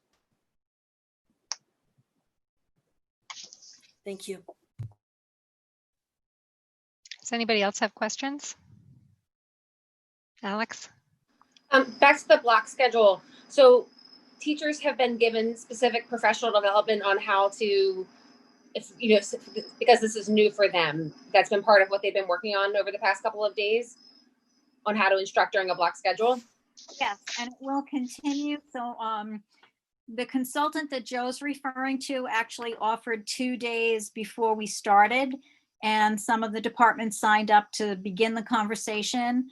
Now that consultant company is scheduling with the AP at the middle school and one of the APs at the high school over the next week and a half, when we have the half days, and they'll be working in the afternoons with mostly by department, just to make it easier for everybody, to give them some support, some resources for both, as I said, the extended learning time and the hybrid model.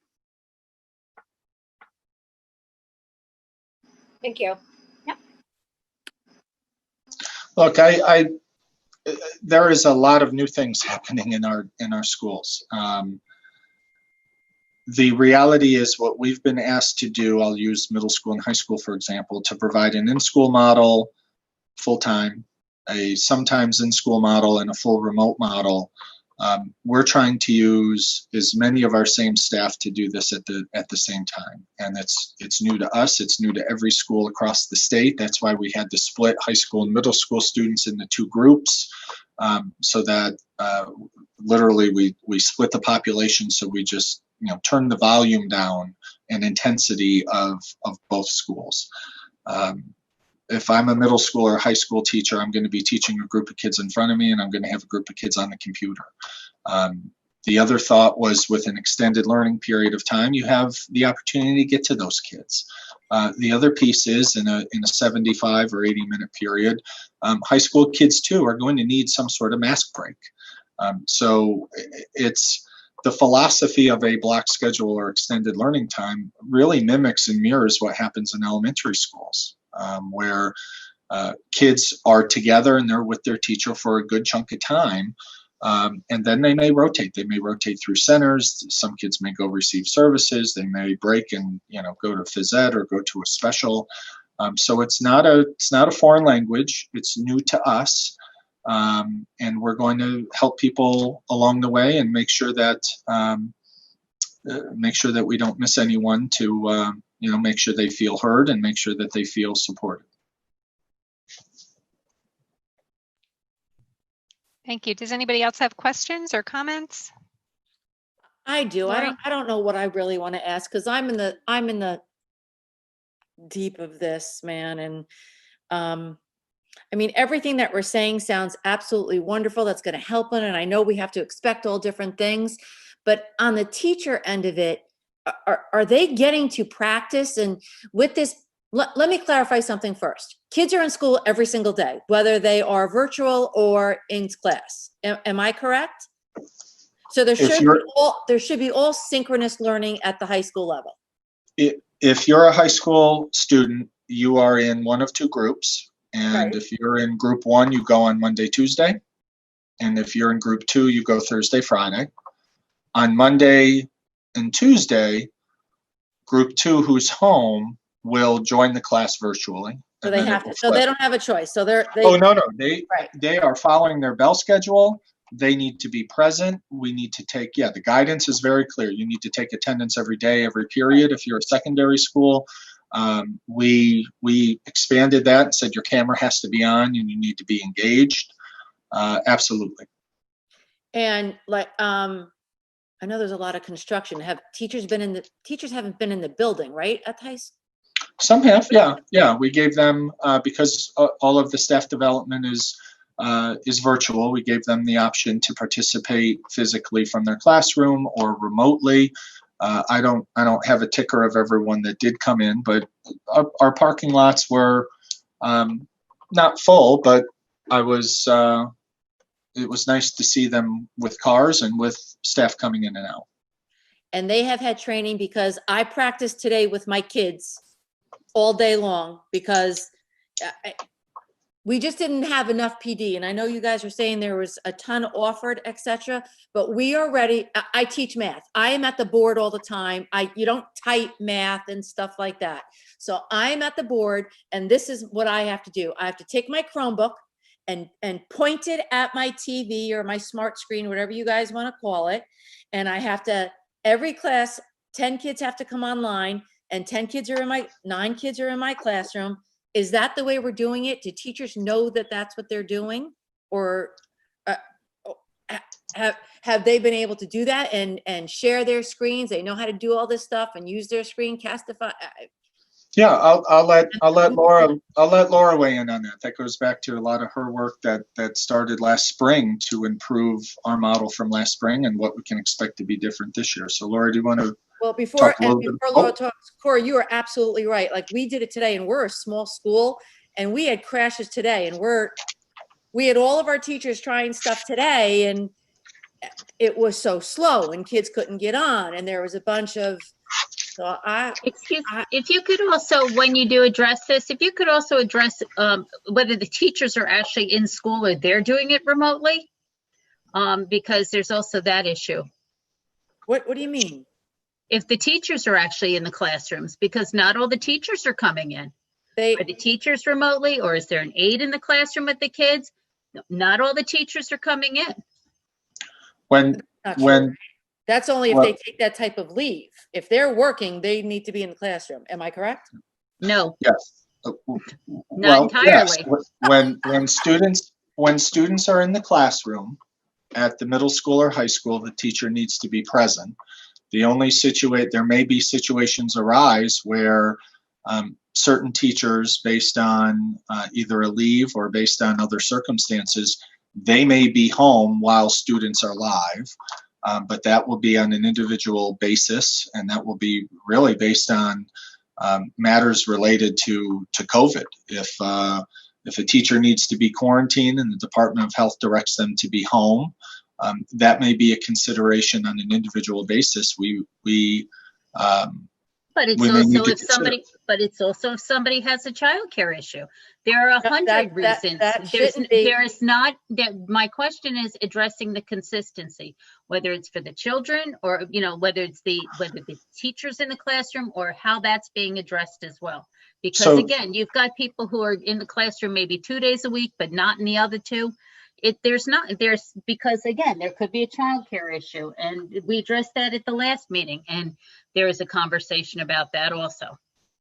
Yeah, so hold on. I'll Let's let, ask my question first. yeah, let me have Laura talk about both things. Laura gets to do a double dip True here. that. First, Laura, if you want to quickly give an overview about the tech training and the software and what you and the tech coaches have done, and then if you want to move into one more conversation about the leave and what some of the requirements are for staff to be approved for a leave. All right, I'll do my best. So I've said this a few times, and I remind my staff too, our staff, is that we have really invested years and years of time into instructional technology. So there are a lot of new programs and new software, and maybe teachers weren't using Screencastify or Screencast-O-Matic to record a lesson and then post it. But in general, before I even came on board in this position, this was the push. And so, like I said before, teachers had to go through Google Level 1, Level 2. They had to go through Chromebook boot camps, and but the tech coach model has been in place for years. So we've always been pushing and encouraging our school district as a community to embrace instructional technology. It's, as Anthony kind of mentioned earlier when we were talking about being energy efficient and environmentally conscious, this is another thing that's always been present. So I think that's why we were able to do as well as we did in the spring. Some better than others, but we pulled this off because we had a lot of those systems already in place. So smart panels, we've been slowly replacing smart panels with smart boards. That's not something I prioritize this year. I'm bringing 3 new ones in based on construction in the science labs at the middle school. But really last year I brought in 20. So when we brought in new smart panels in the fall, we had training for every single user with a smart panel. So they know how to cast, they know how to use the Chromebooks and use their own device. So a lot of this stuff has been happening. But in the spring, we really spend tons and tons of hours and time quickly learning from each other, from people around the region, sharing resources, create, that site that I talk about, that internal site was really the house of all of these resources. And teachers learned a lot during that period of time. Now what we've done is really kind of narrowed down tools that we've identified that we think are valuable, or, fiscally we can afford to purchase. We can't purchase everything, and provide training with that. So some of our tech coaches have spent time this summer, like I said, learning it, creating resources for students and for teachers. And even now they're still learning and continuing to provide that support. So it's ongoing, but yes, we are a school district where our plan is every teacher has a district issued Chromebook, and that has a web camera and a microphone in it. And the plan is for that is to be their tool to communicate at the middle school and high school level when they are running a remote hybrid class. Is it perfect and beautiful and wonderful? No. But did we want to spend $1,000 per classroom to outfit it to be that way? We couldn't afford to do so. And we figured out some workarounds. We are looking also into adding some additional web cameras. We're looking into trying to get some better Bluetooth headphones. We're asking that families bring in, if kids have a Bluetooth headphone with a microphone, and the same thing with a teacher.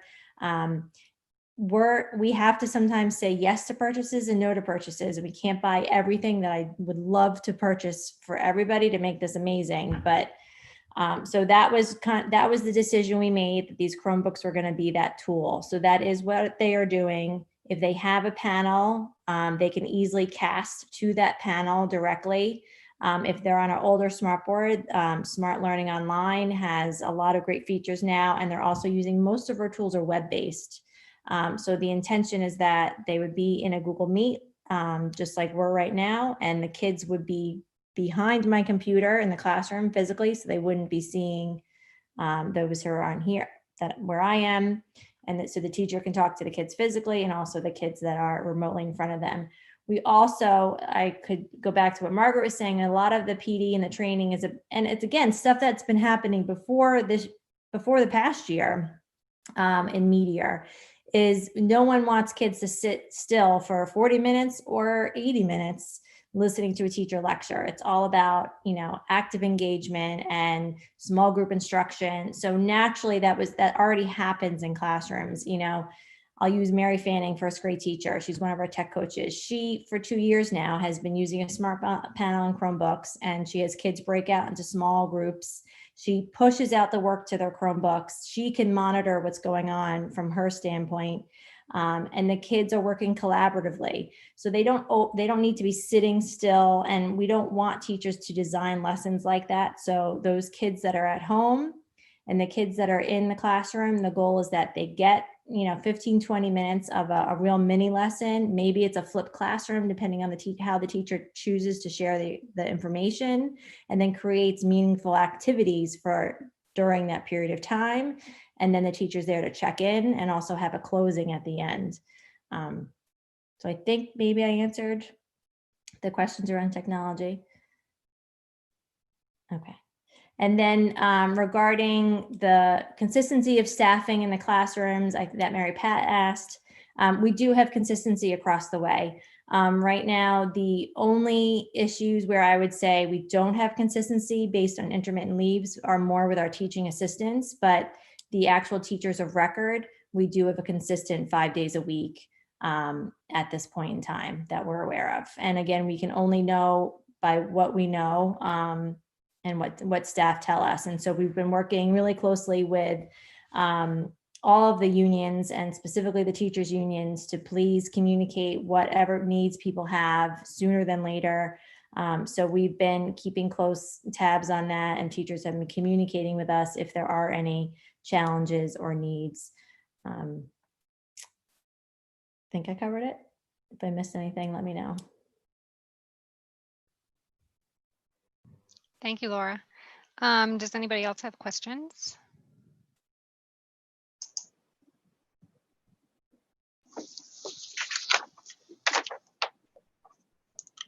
Oops, I muted myself by accident. All right, Jody, do you have anything else? Yeah, everybody? I'll just wrap up by thanking our staff, our administrative team, the show of resilience and flexibility and professional grit has been amazing. Public education has been pushed further than it ever has before, and in a really, really short period of time. We have a lot to process. We still have much work to do, but I feel that we put together the best plan that we could with the resources we have, with a fixed deadline. Many of these initiatives, if we did it differently, would take a year plus to discuss and talk about and to create buy-in, but this isn't a typical year. And we hope that some of our strategies and our approach is just temporary because of the situation we're in. But never before have public schools across New York State or the nation opened in the middle of a pandemic. And it's a real situation. I just received an email today. Another school district in our county got a report of positive COVID tests, and that school will not open to students tomorrow. Things are happening quickly, and they're happening much quicker than our profession is used to, and they're happening much quicker than we care and that we prefer. So we are going to be pushed as an organization, as a profession, and so far, I'm really pleased to be working with such outstanding people. It hasn't been perfect. We have already learned a great deal, and as I said before, when the book is written on how to open schools in a pandemic and the lessons learned, we're going to learn a great deal, and we're going to be able to reflect, and we're going to be able to grow. Hopefully we never need to do it again. But there was no template, and there was no game plan. The state basically asked 700 school districts to do what they thought was best, and we tried to hold hands with our neighbors and our friend school districts and do what we thought was right. And that's, we're on the eve of opening a school year unlike any other. I also know that it's created a lot of anxiety and stress and pressure in the community, and I know that because I've had those conversations, I've read those emails, I've met with those people, whether on the phone or through our video meetings, and I know that there are some people who feel that they were left out of the conversation or left out of the planning and felt that there should have been a different model or more inclusion or a different way for us to get to our destination. And for that, I apologize if people feel that they were shunned or if they weren't part of this process. No one intended to discount or leave anyone out. Our intention was to try to develop a series of systems that kept health and safety at the forefront, and that allowed our folks to do their job the best they can. I have a meeting a little later this week on Friday, I believe, with our PTA leaders, and we're going to discuss this because there are some hurt feelings and there are some conversations that we need to have or conversations that we need to finish. So tomorrow is the beginning of a very unique year. We're going to be making adjustments as we go. And like I said, literally 5 minutes ago, a school is closing for tomorrow. Things are going to happen quickly, and we hope that folks understand that, and we hope that they work with us through this process. This is new for everybody, and as Laura said, if we haven't been all in it together before, we certainly are now. Thank you, Joe. Does anybody have any follow-up to Joe's comments? Just one quick more. So I know that we had received, and I'm sure they're going to be read tonight, a lot of parents were concerned that some kids were going to miss time. So if we're going from a 9-period day to 4 and 4, isn't something already missing? And then, I mean, it's going to be what it is. That nobody knows what's going to happen. Well, I know some people were concerned about missing time, but with the extended period, probably not, right? Yeah. Look, every school day is going to be shortened compared to last year, right? We have identified about 2/3 of our parents want to drive their children. So we're going to, we're working with, let's use the 3 elementary schools in terms of bus drop off versus parent drop off. We're going to have kids trickling in after 9 o'clock when school starts. And those are some lessons we've learned from other districts. So regardless of the schedule, let's say, we knew that first period was not going to start at the same time, the same way that it always had. With longer periods of time, yeah, you limit the amount of transition minutes in the hallway. You limit the amount of warm up and closure activities because you're not doing that 8 or 9 times a day. You're only doing it 3 or 4, depending on your schedule. We proposed when we submitted our plan to the state, Wednesday is a remote day for all, with sort of a half day where all the kids go through their schedule in a half day fashion, maybe 25, 30 minutes a period. And then the afternoon, really after lunch, was for office hours or opportunities to meet in small groups or to do some remediation with teachers. That's a work in progress. There are districts who have used that Wednesday to make up for Monday and Tuesday holidays or Thursday, Friday holidays. We may move in that direction as well. What our intentions, began with, as I said, trying to just slow down the traffic and use that Wednesday as a remote for all. The middle school and high school will go through a thorough cleaning. And we may make adjustments there. We may make adjustments to the schedule as we go. We may find, at the high school with the number of kids driving and parents indicating they want to drop their kids off, we're not thinking we're going to start the academic year. Can you hear me? Uh-oh. Well, I'll keep going until someone says no. That we weren't going to start the academic day until 8 o'clock, 30 minutes late, because of new routines and new systems. So, if we fear that minutes need, or if we believe minutes need to be adjusted, we're going to make those make those adjustments mid-course.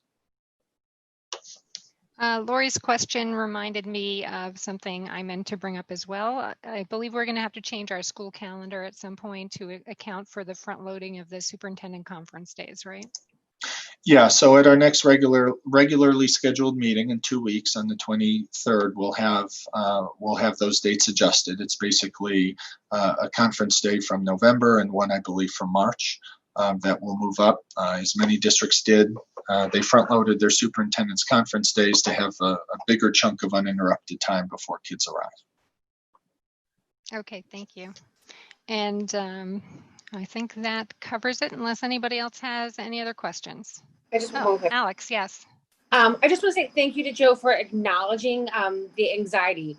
You know, I'm a parent, and I thank you for realizing that we're all just nervous. And I would encourage the administration and the principals to just keep communicating. I know sometimes you can't give us information because it is a work in progress, but more information is always better, and that I think will help ease a lot of concerns and anxieties. So thank you for realizing that's where parents are coming from. Absolutely, and we'll do that, and you know, we hope that will change people's experience. So thank you. Okay, so I think that concludes our superintendent's report tonight. That was very thorough. Thank you, everybody. There are still a lot of questions, I know. Next is committee reports. I don't believe anybody has committee reports. So that brings us to audience comments. And before we start audience comments, I just wanted to address some emails that I have received since the last meeting asking why the letter from the teachers was not addressed or responded to in public session last time. So in order to address that, I think it would be helpful to talk a little bit about the public comment section of the meeting in general, and then address that question. So the public comment section of the board meeting is just that. It's an opportunity to make public comments at the meeting to be entered into the public record. Comments made at the meeting are responded to in one of several ways. They can be referred to the appropriate administrator for follow-up personally. They can be included during the superintendent's report at a subsequent meeting for public follow-up like we did tonight. They can be by district-wide communication via email or website postings, or sometimes if it's a broader subject that seems to merit the attention, the board might opt to include it in a subsequent meeting on their agenda and have a full presentation. Not to diminish the letter at all, as it raised some very important questions and was signed by many of our wonderful teachers. This same letter has been making the rounds with some minor edits at most of the local school districts and was not really specific to Hendrick Hudson. I first saw it as an open letter to from the Lakeland Federation of Teachers in early August and have seen it multiple times on social media since then. And having the letter read in our public forum allowed our teachers to have their concerns heard by a wider audience. You know, we certainly want our teachers to feel like they're being heard. Both the board and the administration remain committed to the safety of our students and staff members. Many of the questions raised in the letter had already been addressed before the letter was read and were available on our FAQ. We addressed many of them again this evening since they were getting renewed interest. The remaining few are part of ongoing discussions between teachers, building level leaders, and the school administration about all things reopening, including the issues raised in the letter. That is a more appropriate venue for resolution of teachers' concerns. Under normal circumstances, concerns from teachers go through a chain of command and don't come before the board until they have reached the level of union representation in a legal grievance. It would have been inappropriate for the board to address these concerns directly without going through those channels. I hope this makes things a little bit more clear. And in the past, before our public comment section, I would always read a statement on what is expected during the public comment section. I had kind of foregone that during COVID and with our online things, but I think maybe we should re-up that. So, to maintain an orderly meeting, the board has established the following guidelines for those wishing to address the board. Each speaker should sign in with the district clerk prior to commenting, or at this time, we have you email your comments in to Carmen. When called, each speaker should step up to the podium and state their name and affiliation if applicable prior to starting their comment. Letters, petitions, or other written material should be handed to the district clerk.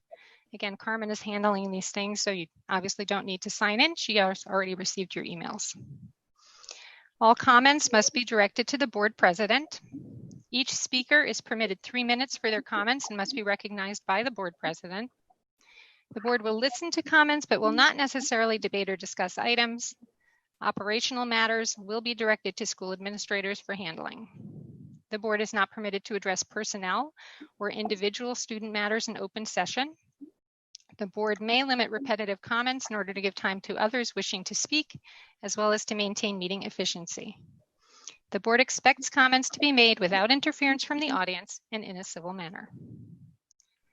And with that, we can now go to our audience comment section. Good evening, everyone. Hi. This evening we have 6 statements to be read. The first statement I'm going to be reading is from Rebecca Quigley. I am going to say one thing before I read the statement. The following statement has been edited so it can comply with Board of Education guidelines for public comments. So now I'm going to continue to read her statement from Mrs. Quigley. Dear Hendrick-Hudson Board of Education, yesterday's issue of Lanyard proclaimed that we are ready to begin the year. More fictitious words have never been spoken in our school district, and the tragedy here is that this was completely self-inflicted. We have a superintendent who, at the most basic level of our district's response to COVID, has failed to create a state-mandated reopening task force to address the school community's myriad concerns about back-to-school plans. He has held PTA leaders at arm's length and selectively employed volunteers to serve as various agendas when convenient. When PTAs have questioned and demand clarification, they get sidelined and shut out of his communications. We have a school board who on August 12, 2020, received a petition on behalf of 201 concerned members of our community. The validity of signatures on this petitions were questioned upon submission. And despite ultimately being accepted into the minutes for that day's meeting, the content of the petition still has yet to be available to be reviewed by the general public. The PTA is a legally sanctioned body. We are tasked with representing the best interests of our parents, teachers, and students in this district. We do not serve at the school district or school board's whim. We will continue to ask questions and demand answers. We will not be silenced or slandered or condescending comments trying to characterize us as entitled. And we will not stand idly by as years of collaboration and community relationships are completely undone by the egos and intransigence of a few. So as one comment, sorry. Okay, the next comment is from Carmen. Before you move on, can I just make a couple of brief comments about this? Okay. I know that you have added that petition to the board minutes at this point, right? That was an oversight, so apologize. Oh, I'm sorry. Yes. Okay. Joe, I know you have a meeting with the PTA on Friday, right? So perhaps you can discuss some of these issues and see what we can do to heal this rift that is obviously occurring. I know you had mentioned that there are some groups that are being discussed to help monitor or to guide our re-entry into school. So I hope you will discuss that further with them and maybe give us some details at the next meeting. Thank you. The next comment the next comment is from Tamaris Booth, who will be recorded into the records of the minutes. While I appreciate that we are living in unprecedented times, I believe that we were given an opportunity to create something amazing, collaborative, and truly inclusive. Instead of taking this opportunity to craft a unique learning experience for our students while strengthening community bonds, you have driven a wedge between staff, administrators, parents, and the community. The community has called for collaboration, for a voice in the decision-making process, yet we are consistently left out of conversation. Our cares and concerns are negated as the administrators seem to plow ahead making decisions for our children. While I understand that you cannot make everyone happy, there have been several points that the community collectively has asked for. For one, the block schedule. With all the moving parts and the uncertainties, that this does not seem to the time to implement a brand new, complicated concept such as this. You do not have the staff or community support on this, yet it does not seem to matter. As the families that must help our children navigate this difficult time, you choose to dismiss our wishes and concerns. Communication has been an issue. While you offer a plethora of documents, there is not a central, streamlined way that families can receive information as it unfolds. One example pertains to the transportation to the tech center at BOCES. I had to reach out to transportation regarding busing to tech. I sent an email on August 19th, August 20th, and September 1st. I was told today on September 8th that transportation to tech will not be available until in-person learning begins on September 29th. When a parent had a concern and called the district office, no one was there to answer their questions or soothe their concerns. It has been deemed safe to return to work in the district offices for months, per guidance from the CDC and Governor Cuomo. Despite this, the administration has chosen to stay away. This absence speaks to lack of consideration there is for community members, students, and families. This comment will be recorded in the minutes. Well, I see several of you are in the district office. Joe, can you look into this problem with the BOCES transportation issue, please? And the block schedule is an ongoing discussion. The next comment statement is from Rhonda Malhotra. Dear members of the board, it is with great dismay that I am once again addressing this board. Our concerns as parents have gone unheard. We submitted a petition respectfully requesting that a return to school task force comprised of all community stakeholders be implemented immediately. That request has zero public response and fallen on deaf ears. I also personally submitted my own request that called for an investigation into our superintendent's filing of the reopening plans with the state, which has not been yet responded. We are opening with a delayed start. The other districts surrounding us have opened on time. Why is this? Is it because our buildings are unsafe due to the construction projects? Or is it because we are not prepared due to COVID-19? Or perhaps it is because of being forced to change instructional philosophy and being given only 3 weeks to implement that change. Who would know? We've had no communication from this board or the superintendent regarding this matter. We demand answers. In addition, the failure to start on time is putting our students in academic jeopardy. We have lost this week of instruction, and next week is half days. We also have been told that Wednesday will only be conducted as half days. How are you making up all the lost instruction time? How will our students be prepared to sit there for their Regents and AP exams with confidence? Mr. Mackin and his staff had done their utmost best to pull off the feat of implementing a schedule to fit a brand new pedagogical strategy that generally requires 2 years at best to implement effectively. The high school students are still working with their counselors to resolve scheduling issues, like getting placed in classes that they need to take to graduate. It has left many students without classes they have been banking on taking to further their efforts for college admissions and are of the utmost importance right now to their successes. Here are some of the classes that cannot run due to conflicts: AP Environmental Science, AP European History, AP Computer Science.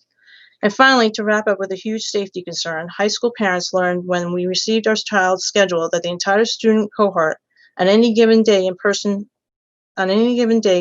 instruction will be eating together between periods 2-3 and 6-7.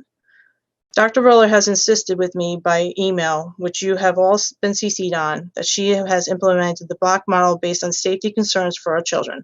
I would argue that serving lunch to 300 plus kids at one time is way less safe than a couple of extra passings in the hallways and 20 extra minutes in poorly ventilated classrooms. I would once again respectfully ask for further questioning on this method of instruction. It seems to me that a personal agenda is at work, and that, in fact, the health and safety of our children and our teachers is not paramount to the core of our argument. In closing, I would like to remind this board of their duty to the taxpayers that elected them.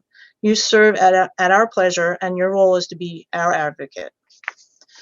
We will put this comment into the minutes. Thank you, Carmen. There certainly seem to be a lot of questions about the block schedule still and how the high school is operating. I don't know if we might need another question and answer session perhaps for the high school and maybe the middle school, maybe a combined one, because there seems to be a lot of uncertainty about what's going on there. Okay, the next comment statement is from Lydia Simonetti. I am formally requesting that my questions, comments be read aloud for the Board of Ed meeting on September 9th, 2020. I've been a parent in this district for nearly 12 years. During this time, I have been nothing but supportive. However, I am disappointed in the way that the district has failed to provide transparency when providing information to parents regarding how this year is going to look. While I understand that we are in unprecedented times, I personally think that the information distributed to parents and the way it's been distributed has been incredibly frustrating and has caused much more anxiety, stress, and frustration for families than needed. The most recent example is with the rollout of schedules, especially for high school students. She has 3 bullet points. The first one being, I have personally asked the district a few times to describe how Wednesdays will look as we begin this school year. Although I have received emails back that they have been vague and have not directly answered the questions posed. The explanation I have received is that Wednesdays will only be a half day of education and instruction. The rest of Wednesday's schedule will be used for meetings with counselors and teachers, possibly assemblies, as well as time for students to work together virtually in small groups. My question is twofold. Why are these meetings not being held after traditional school hours, and how will students be monitored and held accountable for their collaborations with other students? As many parents have repeatedly pointed out, a major area of concern is the loss of educational instructional hours in this 2020-21 school year. Instruction does not, for the high school, begin until Monday, September 14th, as students are only attending their orientation session on either Thursday or Friday of this week. With the complete first full week of school being half days and the loss of 37 minutes per day with the new school hours, we are already starting up the school year at a loss of education hours. With these half days and the continuous half day Wednesdays, our kids have considerable less than the 181 days approved on our school year calendar. Please explain in detail how these hours will be made up. The third bullet point, I have been told by many parents that the district has a Monday holiday plan, which essentially allows for Mondays missed due to holidays to be made up with a full day Wednesdays. If this is correct, why has this important piece of information not been explained to parents? Please explain in detail how this Monday holiday plan will work. To recap my concerns, 1, use of Wednesdays for meetings that are historically done after school hours and why our students will miss those valuable instruction hours.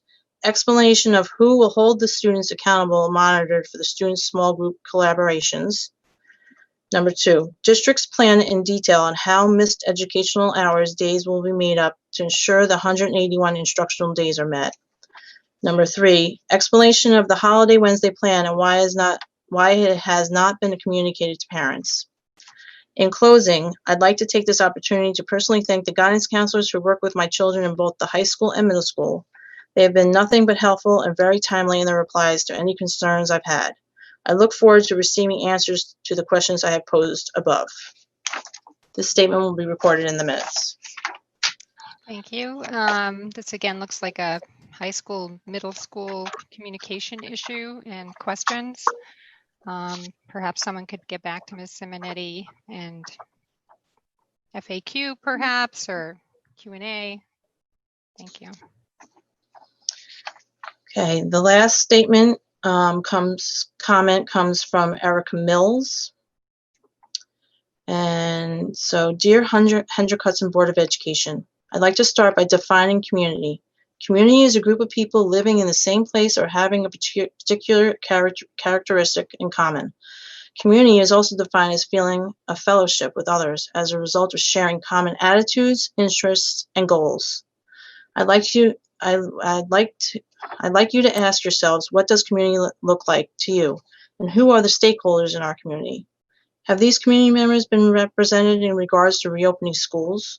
Do parents, students, teachers, principals, nurses, guidance counselors, teaching assistants, school secretaries, bus drivers, and custodians feel like they are part of our community right now? They may live or work here, but do they feel like they have been heard or represented? My guess is most of them will tell you no. Have you spoken with any of these stakeholders yourselves? I'm not referring to our school administrators or the 7 employees on the Hen Hut reopening task force. I'm talking about the rest of people in the community.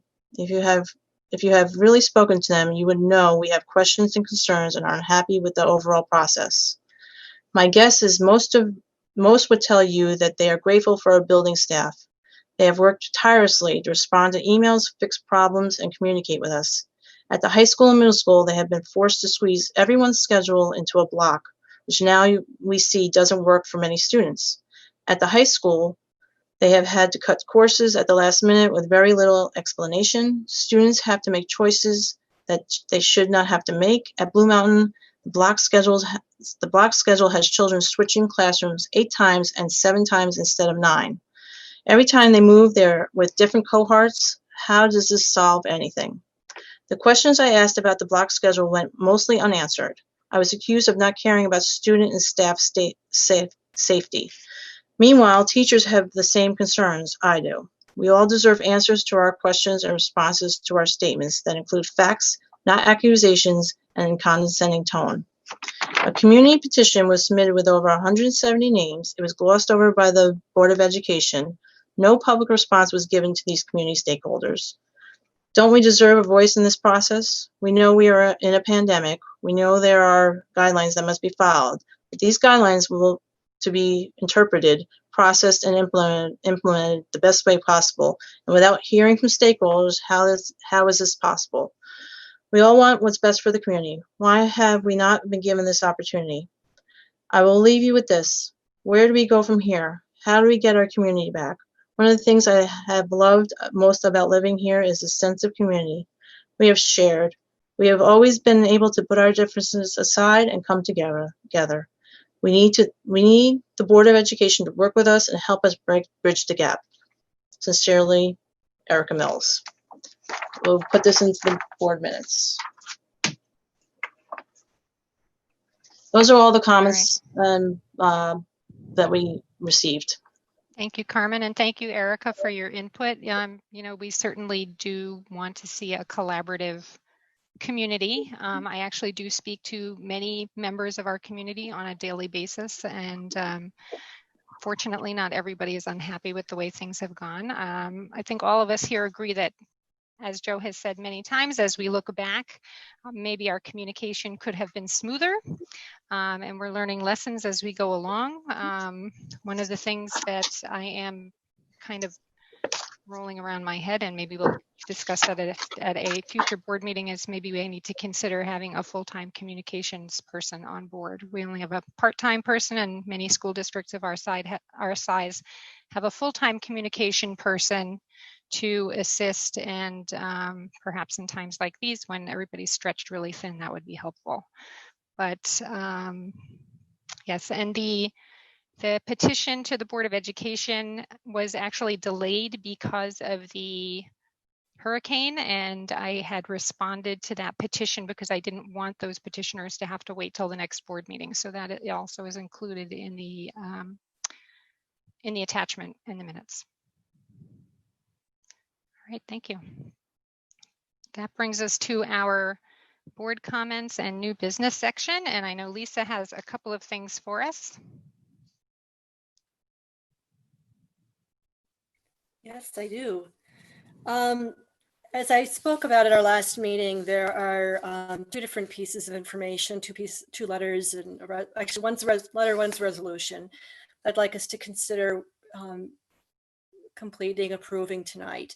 The first is the NISBA voter voice letter, and this would be sent to our federal representatives. And what it does is it makes a plea for additional federal funding.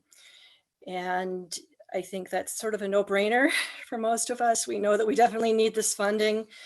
And I would like to see our district support the NISBA organization, New York State School Boards Association, in their endeavors to get additional funding from our federal government.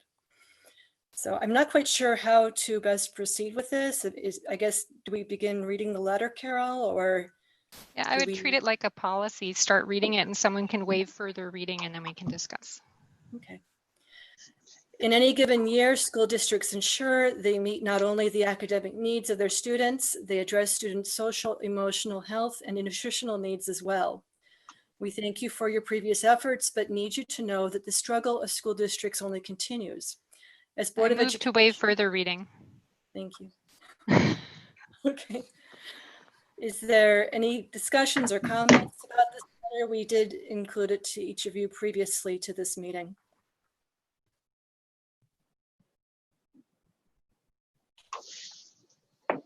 Comments, questions? Raise your hands. Just speak, whatever you want to do.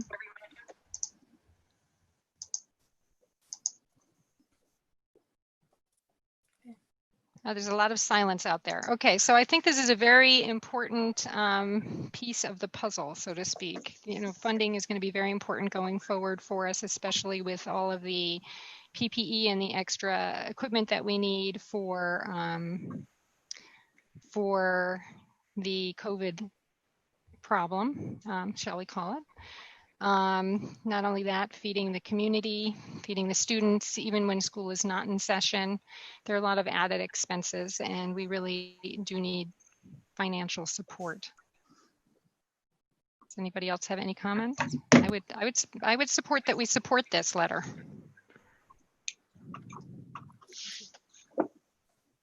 No further comments. I need a poll to see who is in favor and who not. So we'll go, well, Lisa, you're presenting this, so I'm going to assume you're in favor. I'm in favor, yes. Mary Pat, what say you?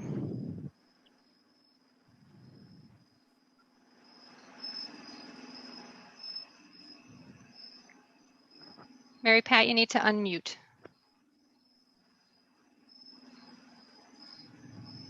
Okay, she seems to be having some technical difficulties. Corey, you're next. I'm in favor. Okay, Bill? Does this have anything, is this connected with the decrease in aid, like Enrique was saying, we're being hit with, that ranges with districts from 2 to 20%? Yes, it does mention that without the assistance of federal aid, the governor has threatened to cut school aid by 20%. So I guess that has now occurred. This would amount to more than $5 billion statewide. And the cost of nearly every aspect of running a district has increased due to COVID, is what the letter states. So it does address that. It states it as being a threat rather than a reality. We could correct that and update it if you would. No, I have a different concern if they are connected. My concern okay. is if they say, oh, you're right, you know, some districts lost 20%, some lost 2%. We're going to average it out and everybody loses 10%, and this backfires on us. I'm just thinking. Enrique, any thoughts on that? Are you familiar with this letter, or? Honestly, everyone is trying to figure out what is it that they took away. If it was foundation aid, what part of the aid, because it was just a number. I was talking to a couple of my colleagues today, and they were saying, it's like, we don't even understand. We tried to call SED and see if it was foundation, if it was transportation, because, you know, last year we used a lot less gas. We use, you know, all our transportation contracts, we don't use them. And there's no answer. So there might be a reason, a very good reason why someone got 0 and the other one got 20, but no one knows what's the reason. So it's a formula. It's not like, I assume they just didn't say this school, let's give them 20% less, this one 0. I think they used a formula. And if that's the case, it's like everything else. you know, in some cases with formulas you win, and in some cases you lose. Yeah, but if I we were don't asking for think- a change, what are the chances they're going to change that formula? Very, I don't know, to tell you the truth. In that sense, I don't think anyone knows. It's not exactly. It's not a question I think you can answer, but I'm just concerned if, I mean, it sounds great on its face, but I'm playing the No, but I think that devil's if advocate. every school in the state and every school in the country sends a letter to Washington saying, my school district is spending more on COVID, we have all these problems and they are cutting us state aid, please send more money to our state, I don't see anything wrong. But anyway, that's my point of view, and it's only a point of view that it's mine. Everyone is different. That's my 5 Oh, is cents. this going to the federal or is this going to the state? Federal government. So it's our New York State senators and our New York State Congress people. That's why I'm saying they are not the federal government was not the one deciding who gets caught, who doesn't, or at what percentage. That was the state. And it was only based on lower revenues on the 3-month period. Maybe in the next 3 months, they'll make it up. We only get 2%, and the ones that lost 20 will get 20 more. But I don't know. But if this is going to the federal, they had absolutely nothing to do with the cut in state aid, because they send a block of money and the state decides what to do with it. They don't have the federal government does not have any decision on how the state is going to apply the money. That's the problem. Because the letter I'm looking at does not say who it's addressed to, by the way. On board docs, this letter. Oh, okay. I'm sorry.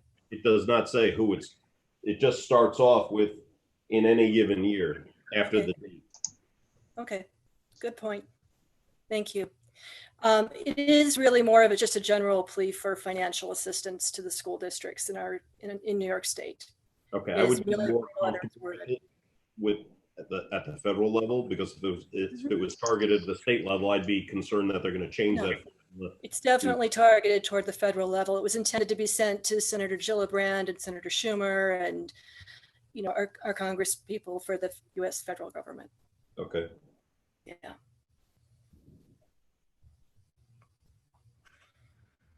Okay, Alex I support it. and Lori.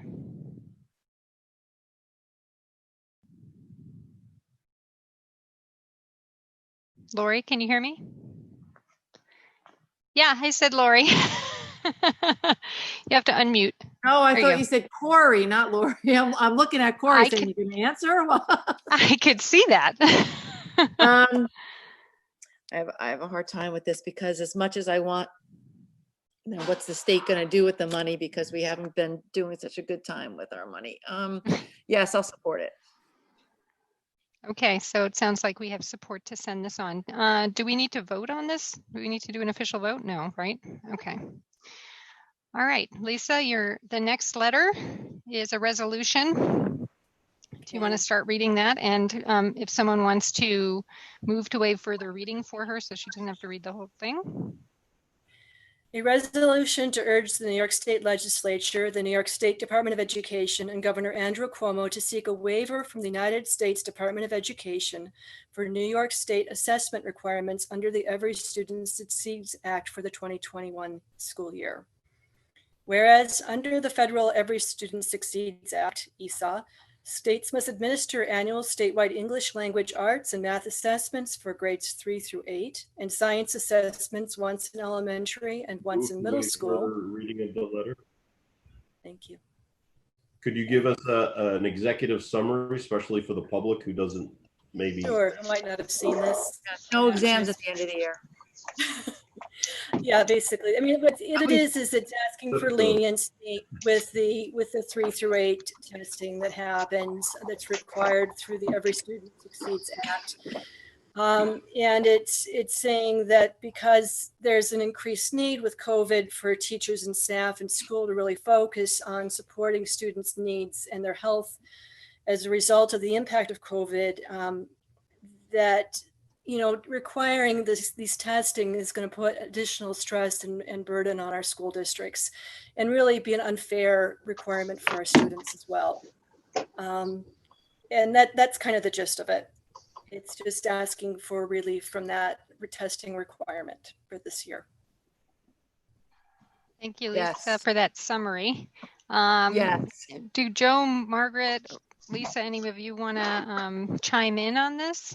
Yeah, I can weigh in. State testing has been political football for quite some time. And our height, we had anywhere between 25 and 40% of our families opt out or refuse the state assessment.